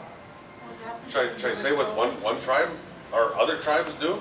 Yeah, You know, if you think of all the overhead that our programs have, we buy them trucks, we buy them gas, we buy them tools, then they lose them, and we buy more tools.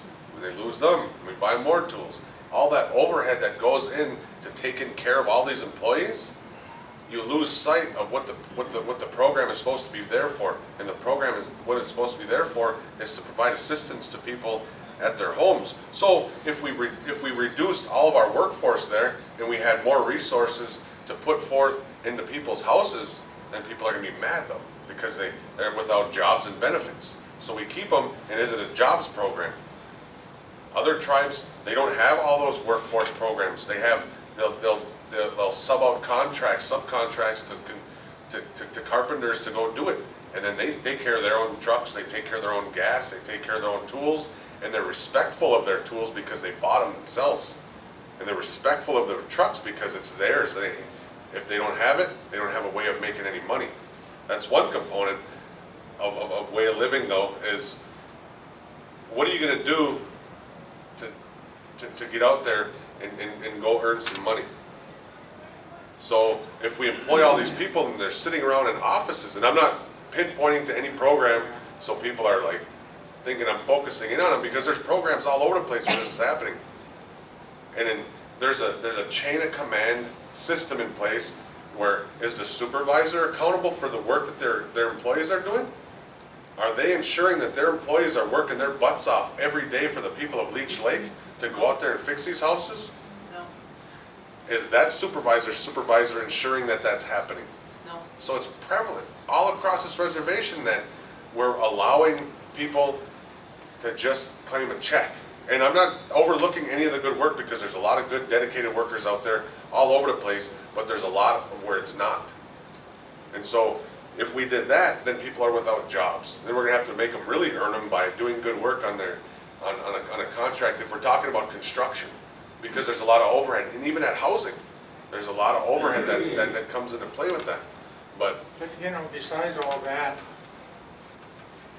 all the overhead and stuff that, you know, I'm not talking about that, I'm talking about, you know, I've been doing construction a long time.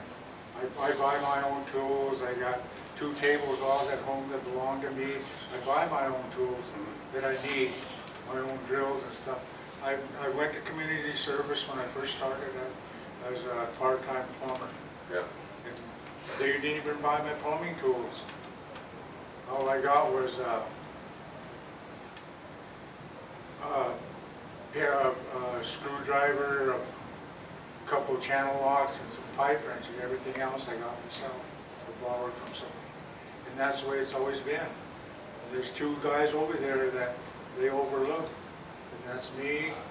And I don't mind it, because I'm not a band member. I don't want the band to buy me anything. I buy my own tools, because you know, and if I need them, I have them right there at home.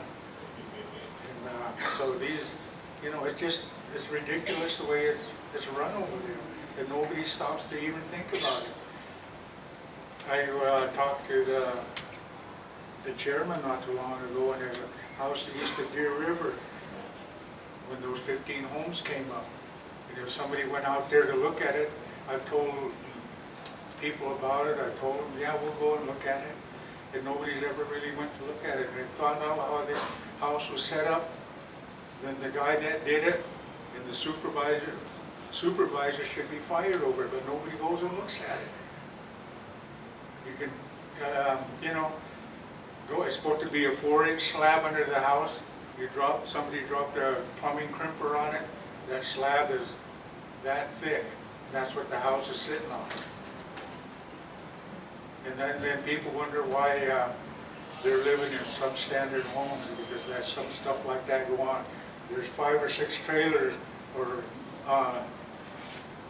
homes that are just sitting on blocks that should be mortared in. You go and kick the blocks and if you kick it too hard, it'll fall right in. Nobody sees that. There's pictures taken of that, and that's as far as that went. You know, and then you wonder why people come to you and say, what are we gonna do? I live in this house that's like that. And they've asked us, well, when you guys gonna come back and finish our house? Well, the elders, the program you're talking about is supposed to be geared for elders. And so if we tried to maintain all of those resources to try to help the elders, because the elders are the ones older in age who are more probably, their chances of physically and, you know, monetarily providing for themselves are probably reducing. And so that's, our focus is trying to give back to those elders. But if we go outside of our focus and start trying to focus all our resources on all of the able-bodied people, that's not what I'm saying. I'm saying is that then it goes to supervision. It goes to the direction of your supervisors to say, what the hell are you doing? This man is untouchable. Yeah. No, I know all that goes on. Yeah. But I try to re-empower our employees. We have 2,500 employees, and I sure as heck don't have every hour in my day to address every one of those employees' problems. But the louder they get, the more important those problems get, right? But we have policies in place that cover that.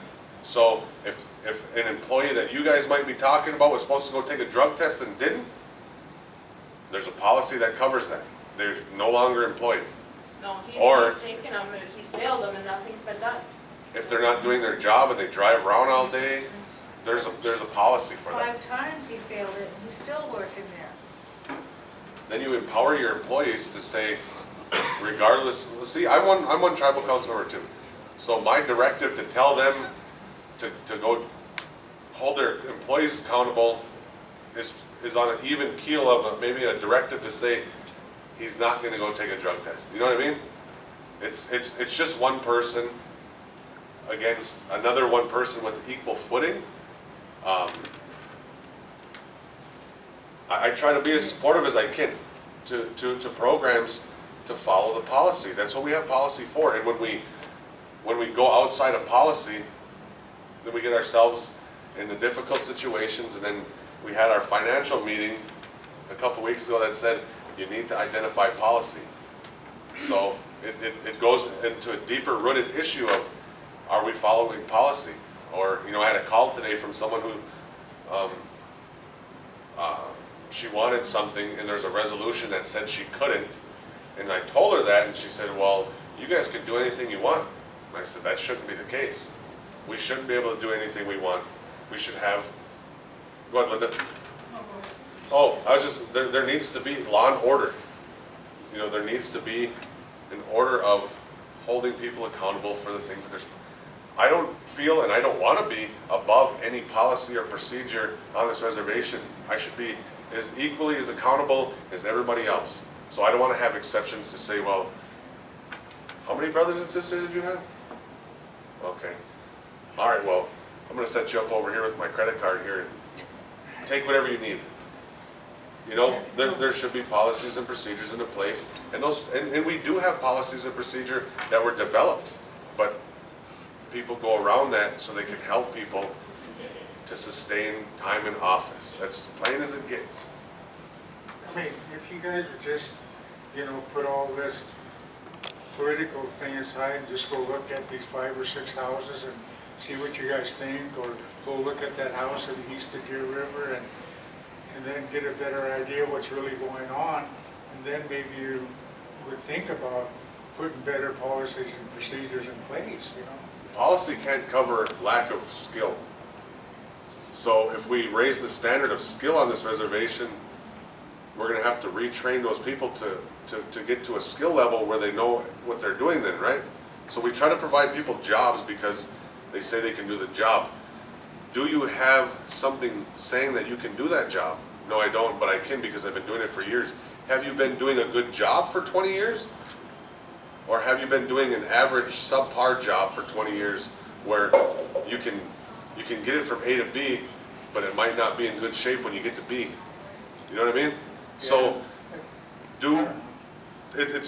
you're talking about shabby work. You're talking about people not doing a good enough job, or people not having in their heart to not cut corners to do a good job for the people that they're working for.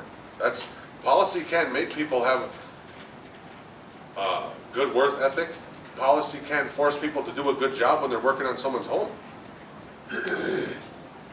So, But you guys are sitting in a position where you should listen to stuff like this instead of saying, well, we're gonna go around and do policies and procedures and make this guy accountable. You gotta make people accountable who are in these directors and supervisors and stuff, and look at them and listen to the people that work with them and work for them. okay. But and a lot of this doesn't happen, and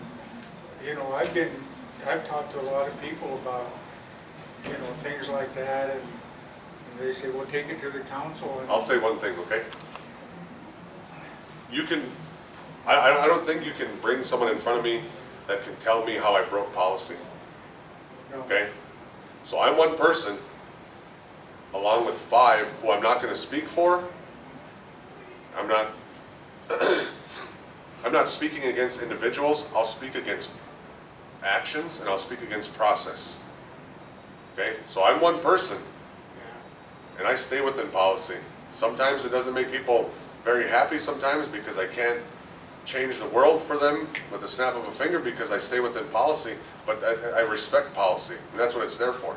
And I respect ethics because there's a reason why ethics are in place. Standard statement of ethics. Don't do anything that you wouldn't want on the front page of the Sunday newspaper. Plain and simple. So if you're having questions about should I do this or shouldn't I do this, think about that. Do you want it published on the front page of the Debajamon? If you don't, then don't do it. Plain and simple.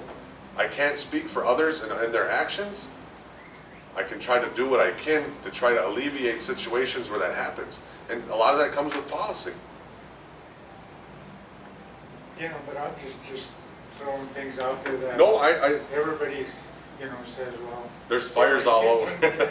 Yes, I'm just, No, I appreciate your comments though. I do. I overheard one time, the guys coming in from when I used to work at housing, and just happened to step in the garage, and they were getting after one guy for how he did a job in the house. And he says, well, I don't have to live there. That was his excuse why they're doing shabby. that's kind of like the motto that's over there. As long as I got heat and water and everything, heck with everybody else. And, or don't fix it because they're drunks. And I went through that, and I had to run water lines in trailers because nobody wanted to do it because they were drunks. But that's one of the necessities of life, is having running water in your house and stuff like that, And I don't know, it's just. What they're talking about is that these people here that are working, they don't take pride in their job, is what it kind of sounds like. Oh, yeah. I mean, like me, I take very good pride in my work. Whenever I do like framing and batting, that glass is clean. I'm not just gonna slap it together just so I can make money and hey, well, I don't care about this guy. He's a drug abuser anyway, so I'll just do it anyway. I take pride in my work. And that's what these people, like the housing, we seen that at my mother's place. They put up some rain gutters, they're dripping the bead heck all over the spot. They didn't quite line them up right. Oh my goodness, our deck, our cement, oh my goodness, they didn't take pride in their job. And that's what this fellow's talking about, is that they don't take pride in their job. I mean, what does it take just to, hey, I did a good job, get a pat on the back. I give myself a pat on the back when I do nice framing. And I feel good about it. Somebody will say, boy, that's a nice piece. I said, all right, But if someone says, God dang, you should have did this, or then it makes you feel awful. Which means that somebody did not take pride in their work. And I do. I did it my mother.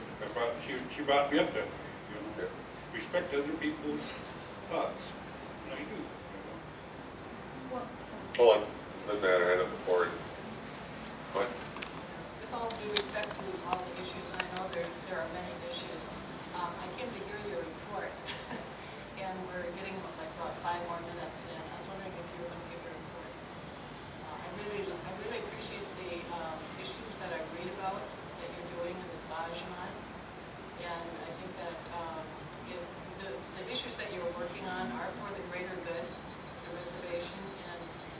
just wondering if you want to give that tonight. Oh, I wasn't gonna, I didn't, plan on it, but I could. We just talk about issues. Okay. That are the greater good issues, and, you know, and I understand that there's, you know, many issues that people want to talk about, but I can do those. Okay. Well, in going through the report, everyone can probably grab a debagement or go online and read it, so I won't read it verbatim, but again, I published the expenses of District 3 again. The first time I did it was in January, and it was for the first 6 months. I put in the report that I would now be publishing them quarterly, and I will do so from now on. It touches on what are our monthly intake averages, intake ranges from very broad range of issues on the intakes, gas assistance, line item assistance, my personal travel, or not my travel with work amounts, and then where I went and what I did, credit card amounts. I touched on here, in this report here, I think I touched on more of a lot of different things in the January report. In this report here, I think I kind of, it was more of a perspective-based report, I think.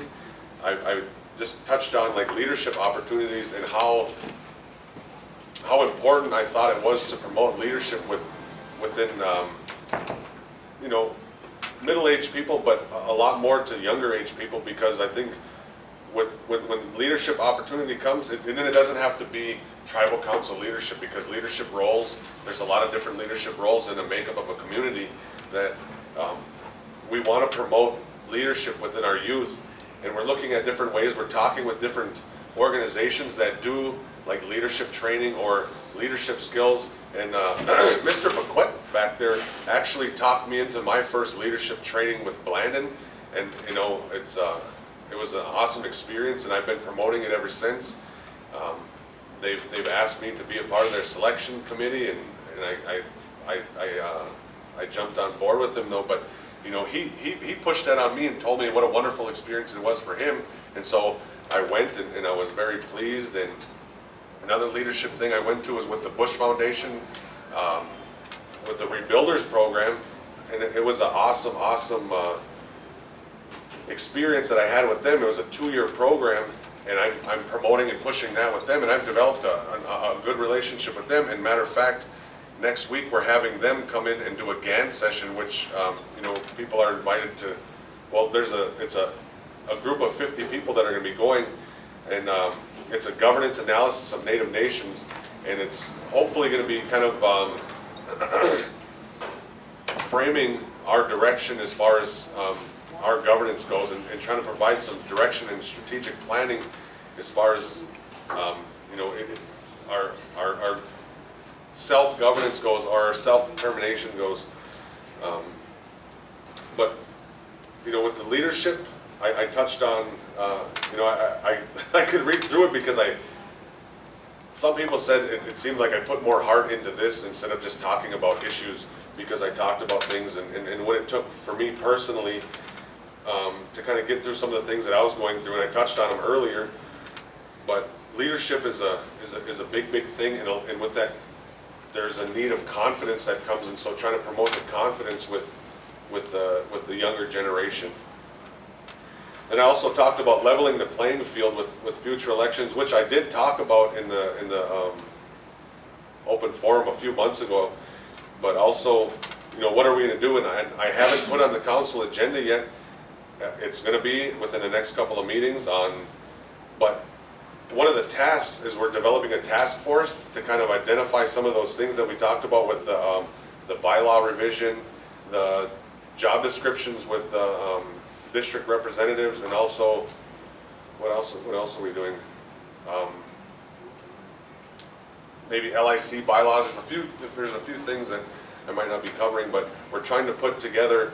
And you know, I'll ask, because there's a lack of, we haven't got a lot of people to come out and say that we want to participate on this task force, and so the task forces, they're gonna be the ones that are tasked to try to develop some of these things and then present them back to the council, so it's not just the council, just a broad stroke of, okay, yeah, let's do it, you know, try to get some of the work from the community to do it. And, the ethical code of conduct with the elections comes into play with that, but also, you know, that distribution with, oh man, I just want to go in so many different areas with the leveling the playing field, and maybe I'll save it for next month, because there's some different things that I'll be bringing to the council with that. District 3 open forums I touched on, the governance reform I just kind of touched on. There's a bike path that the construction will be starting from June, maybe, I think, June or July, and the bike path is going to go from this new housing development here north of the Palace all the way to Highway 2 from the Tribal College over to Allen's Bay.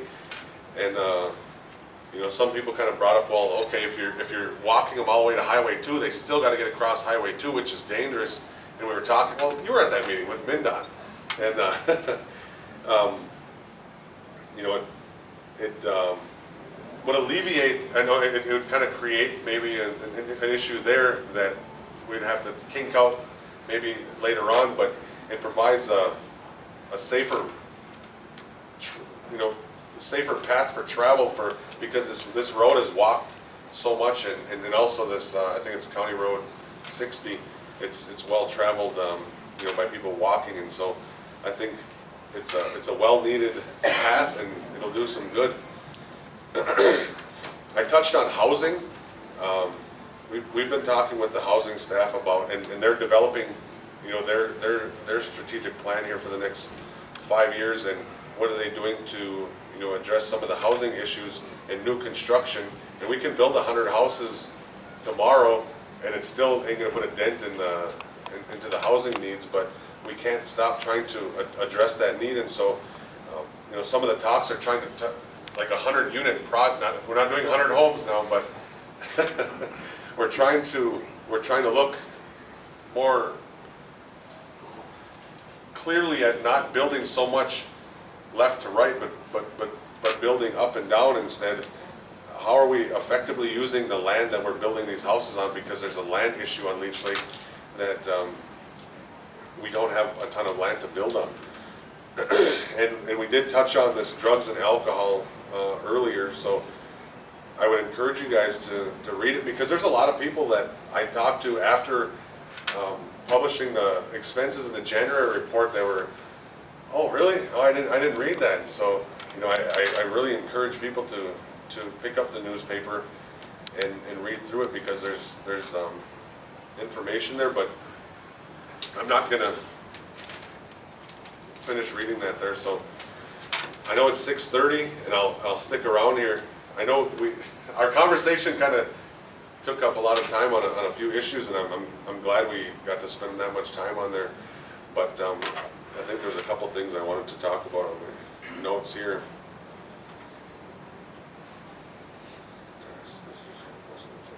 Okay, there's one with the Boys and Girls Club.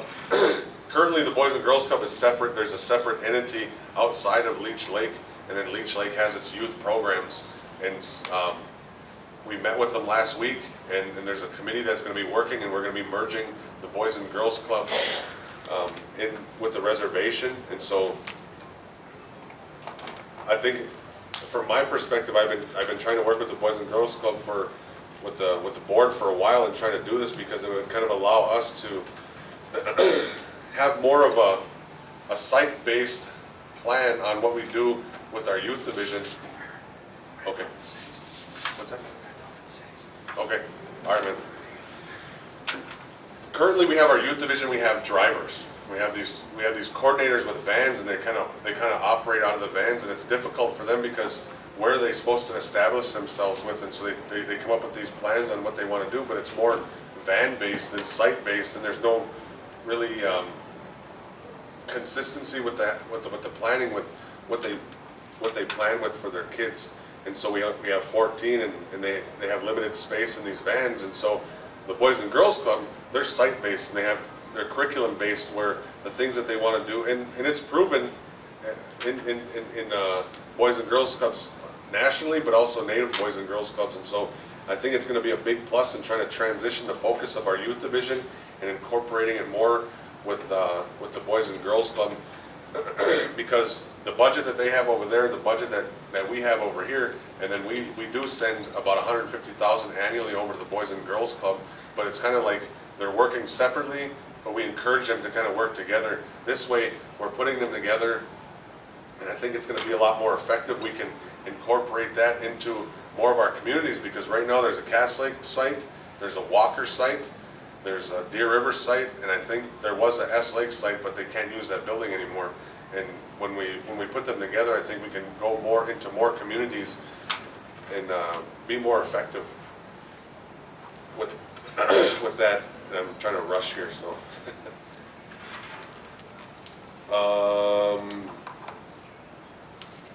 Curtis touched on, some of the highlighted things that we were kind of talking about today, though. But the assisted living project is something that it's moving a little bit more slowly than I thought it was going to go, but it's establishing some clause in the ground, and it's moving forward. The council approved an RFP for an architect, which there was already drawings. I mean, there was a lot of work done already for an assisted living complex, and now it's just basically providing it the time to be able to move forward is what I'm hoping that, well, I'm not hoping, it's moving. We've identified funding for it. We've identified the direction for it, and it's moving forward, as we speak, and hopefully, next year we'll already have had the groundbreaking for it. It's a 40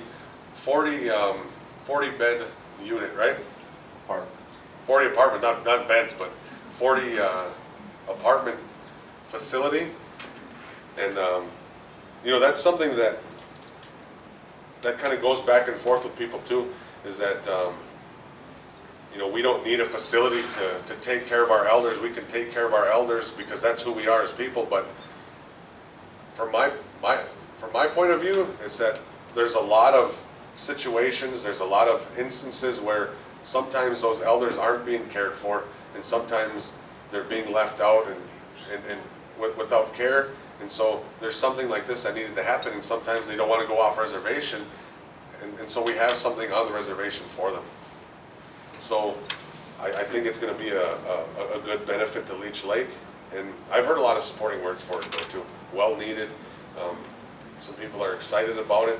It identifies and addresses a great need as far as elder care and elder housing. So I don't know if anybody wants to touch on that. I'm kind of trying to run through a lot of things here before we're supposed to go. I didn't have anything to say about that, but a few months back in the wintertime, you had talked about election reform. Yeah. Where is that at? What are you doing with that? I briefly ran through that just a second ago, and in my report, I touched on two things that we could do, and I wrote about them in the report. But one of them is an election code of conduct. White Earth has one.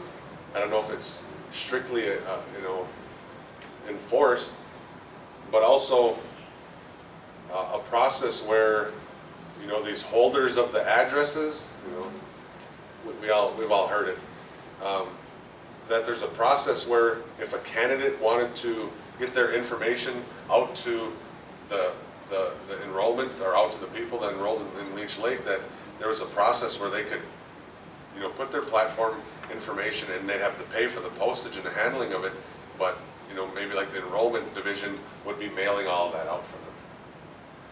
It happens on other tribes, and so not just the holders of the addresses are being able to get that information out there, but there's a loophole with the process on people going out and buying absentees. Everybody knows it happens, and it happens. It happens not just on this tribe, it happens on all tribes, where the people with the addresses, they'll go mail an absentee out, they'll go meet them, they'll buy it, they'll have a notary with them, they'll get it, and they'll mail it back in. It's a guaranteed vote. It happens. It's a loophole. I'm not saying we can clearly address that, but trying to level the playing field as much as we can, so when there's 12 candidates running for office, each candidate is more on a level playing field. But there's a lot of things, and that's why I kind of wanted to go into a lot, where exploitation of vendors. I'll talk about that next month though, because I got something to say on that though. But those are two things, and in the report, I guess I think I just asked for people's comments on what they think that we can do. I know last time I brought it up, we were in the bingo hall, and someone talked about the council spending. Shut them off so they can't buy an election. You know, so if we didn't have line items and credit cards, and it was more of an assistance program, that wouldn't even be an issue. So everything that we've been talking about today hinges and contingent on them continuing to be able to misuse those line items for votes in election. And I venture to say that there was election fraud, and there will still be election fraud. And it has to do with the absentee ballots. And I would say that, and I've heard other people, bad members say, you need to get an outside entity to monitor and oversee that. And people are saying, well, no, we've got people that are honest on the election board. But we're hearing otherwise, that it wasn't so honest. And so, I mean... Well, you can see how it would create a situation if you have a council member who's going to be a candidate appointing people to the election board. You can see how that it's so easily to create a situation where unethical things might happen.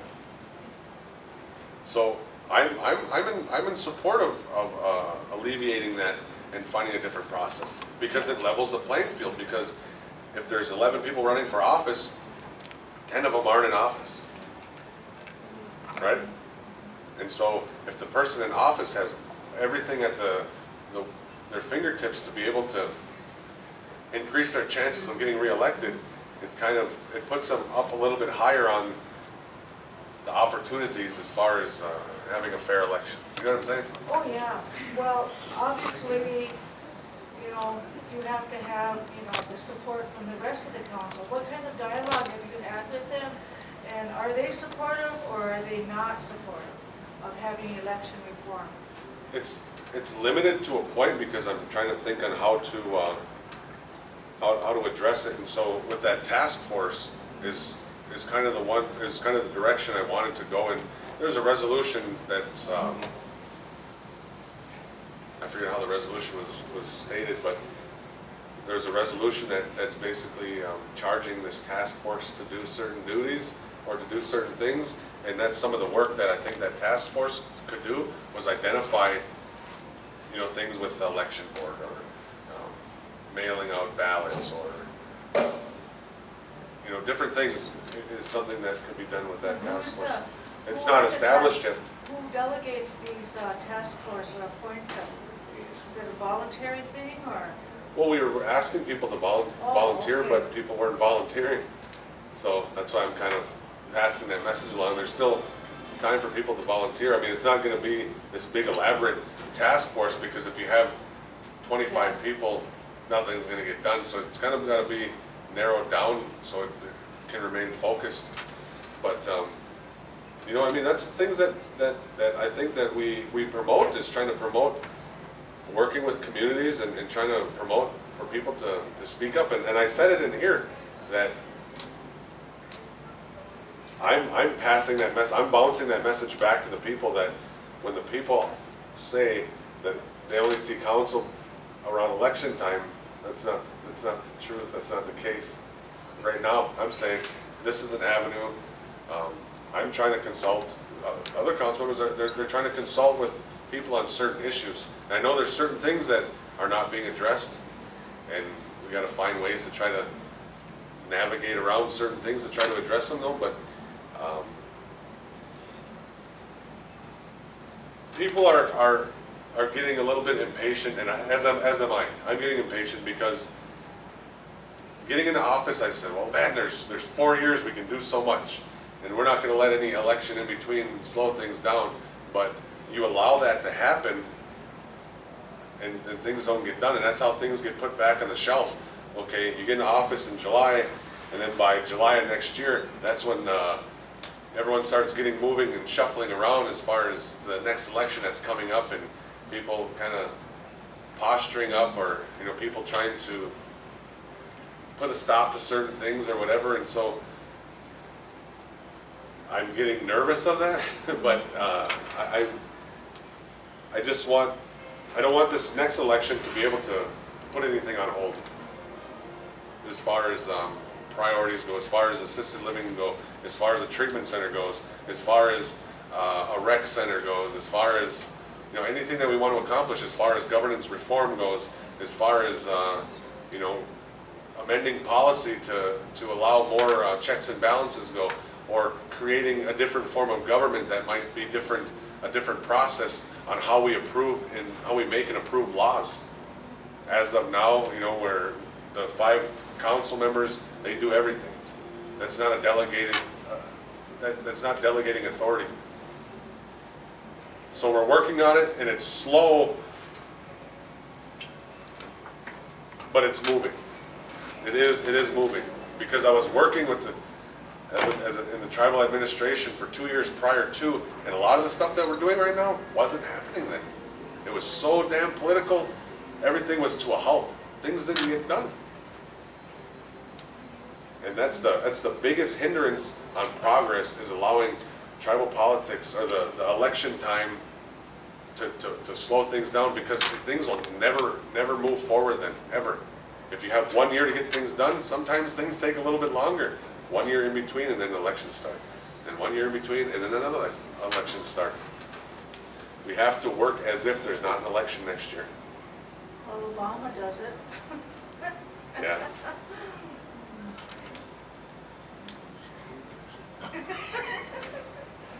But, we're a little bit past our time here, and if anybody would like to come in and further these discussions, I know we have a limited time for dialogue here, but I'm open for further discussion on all issues.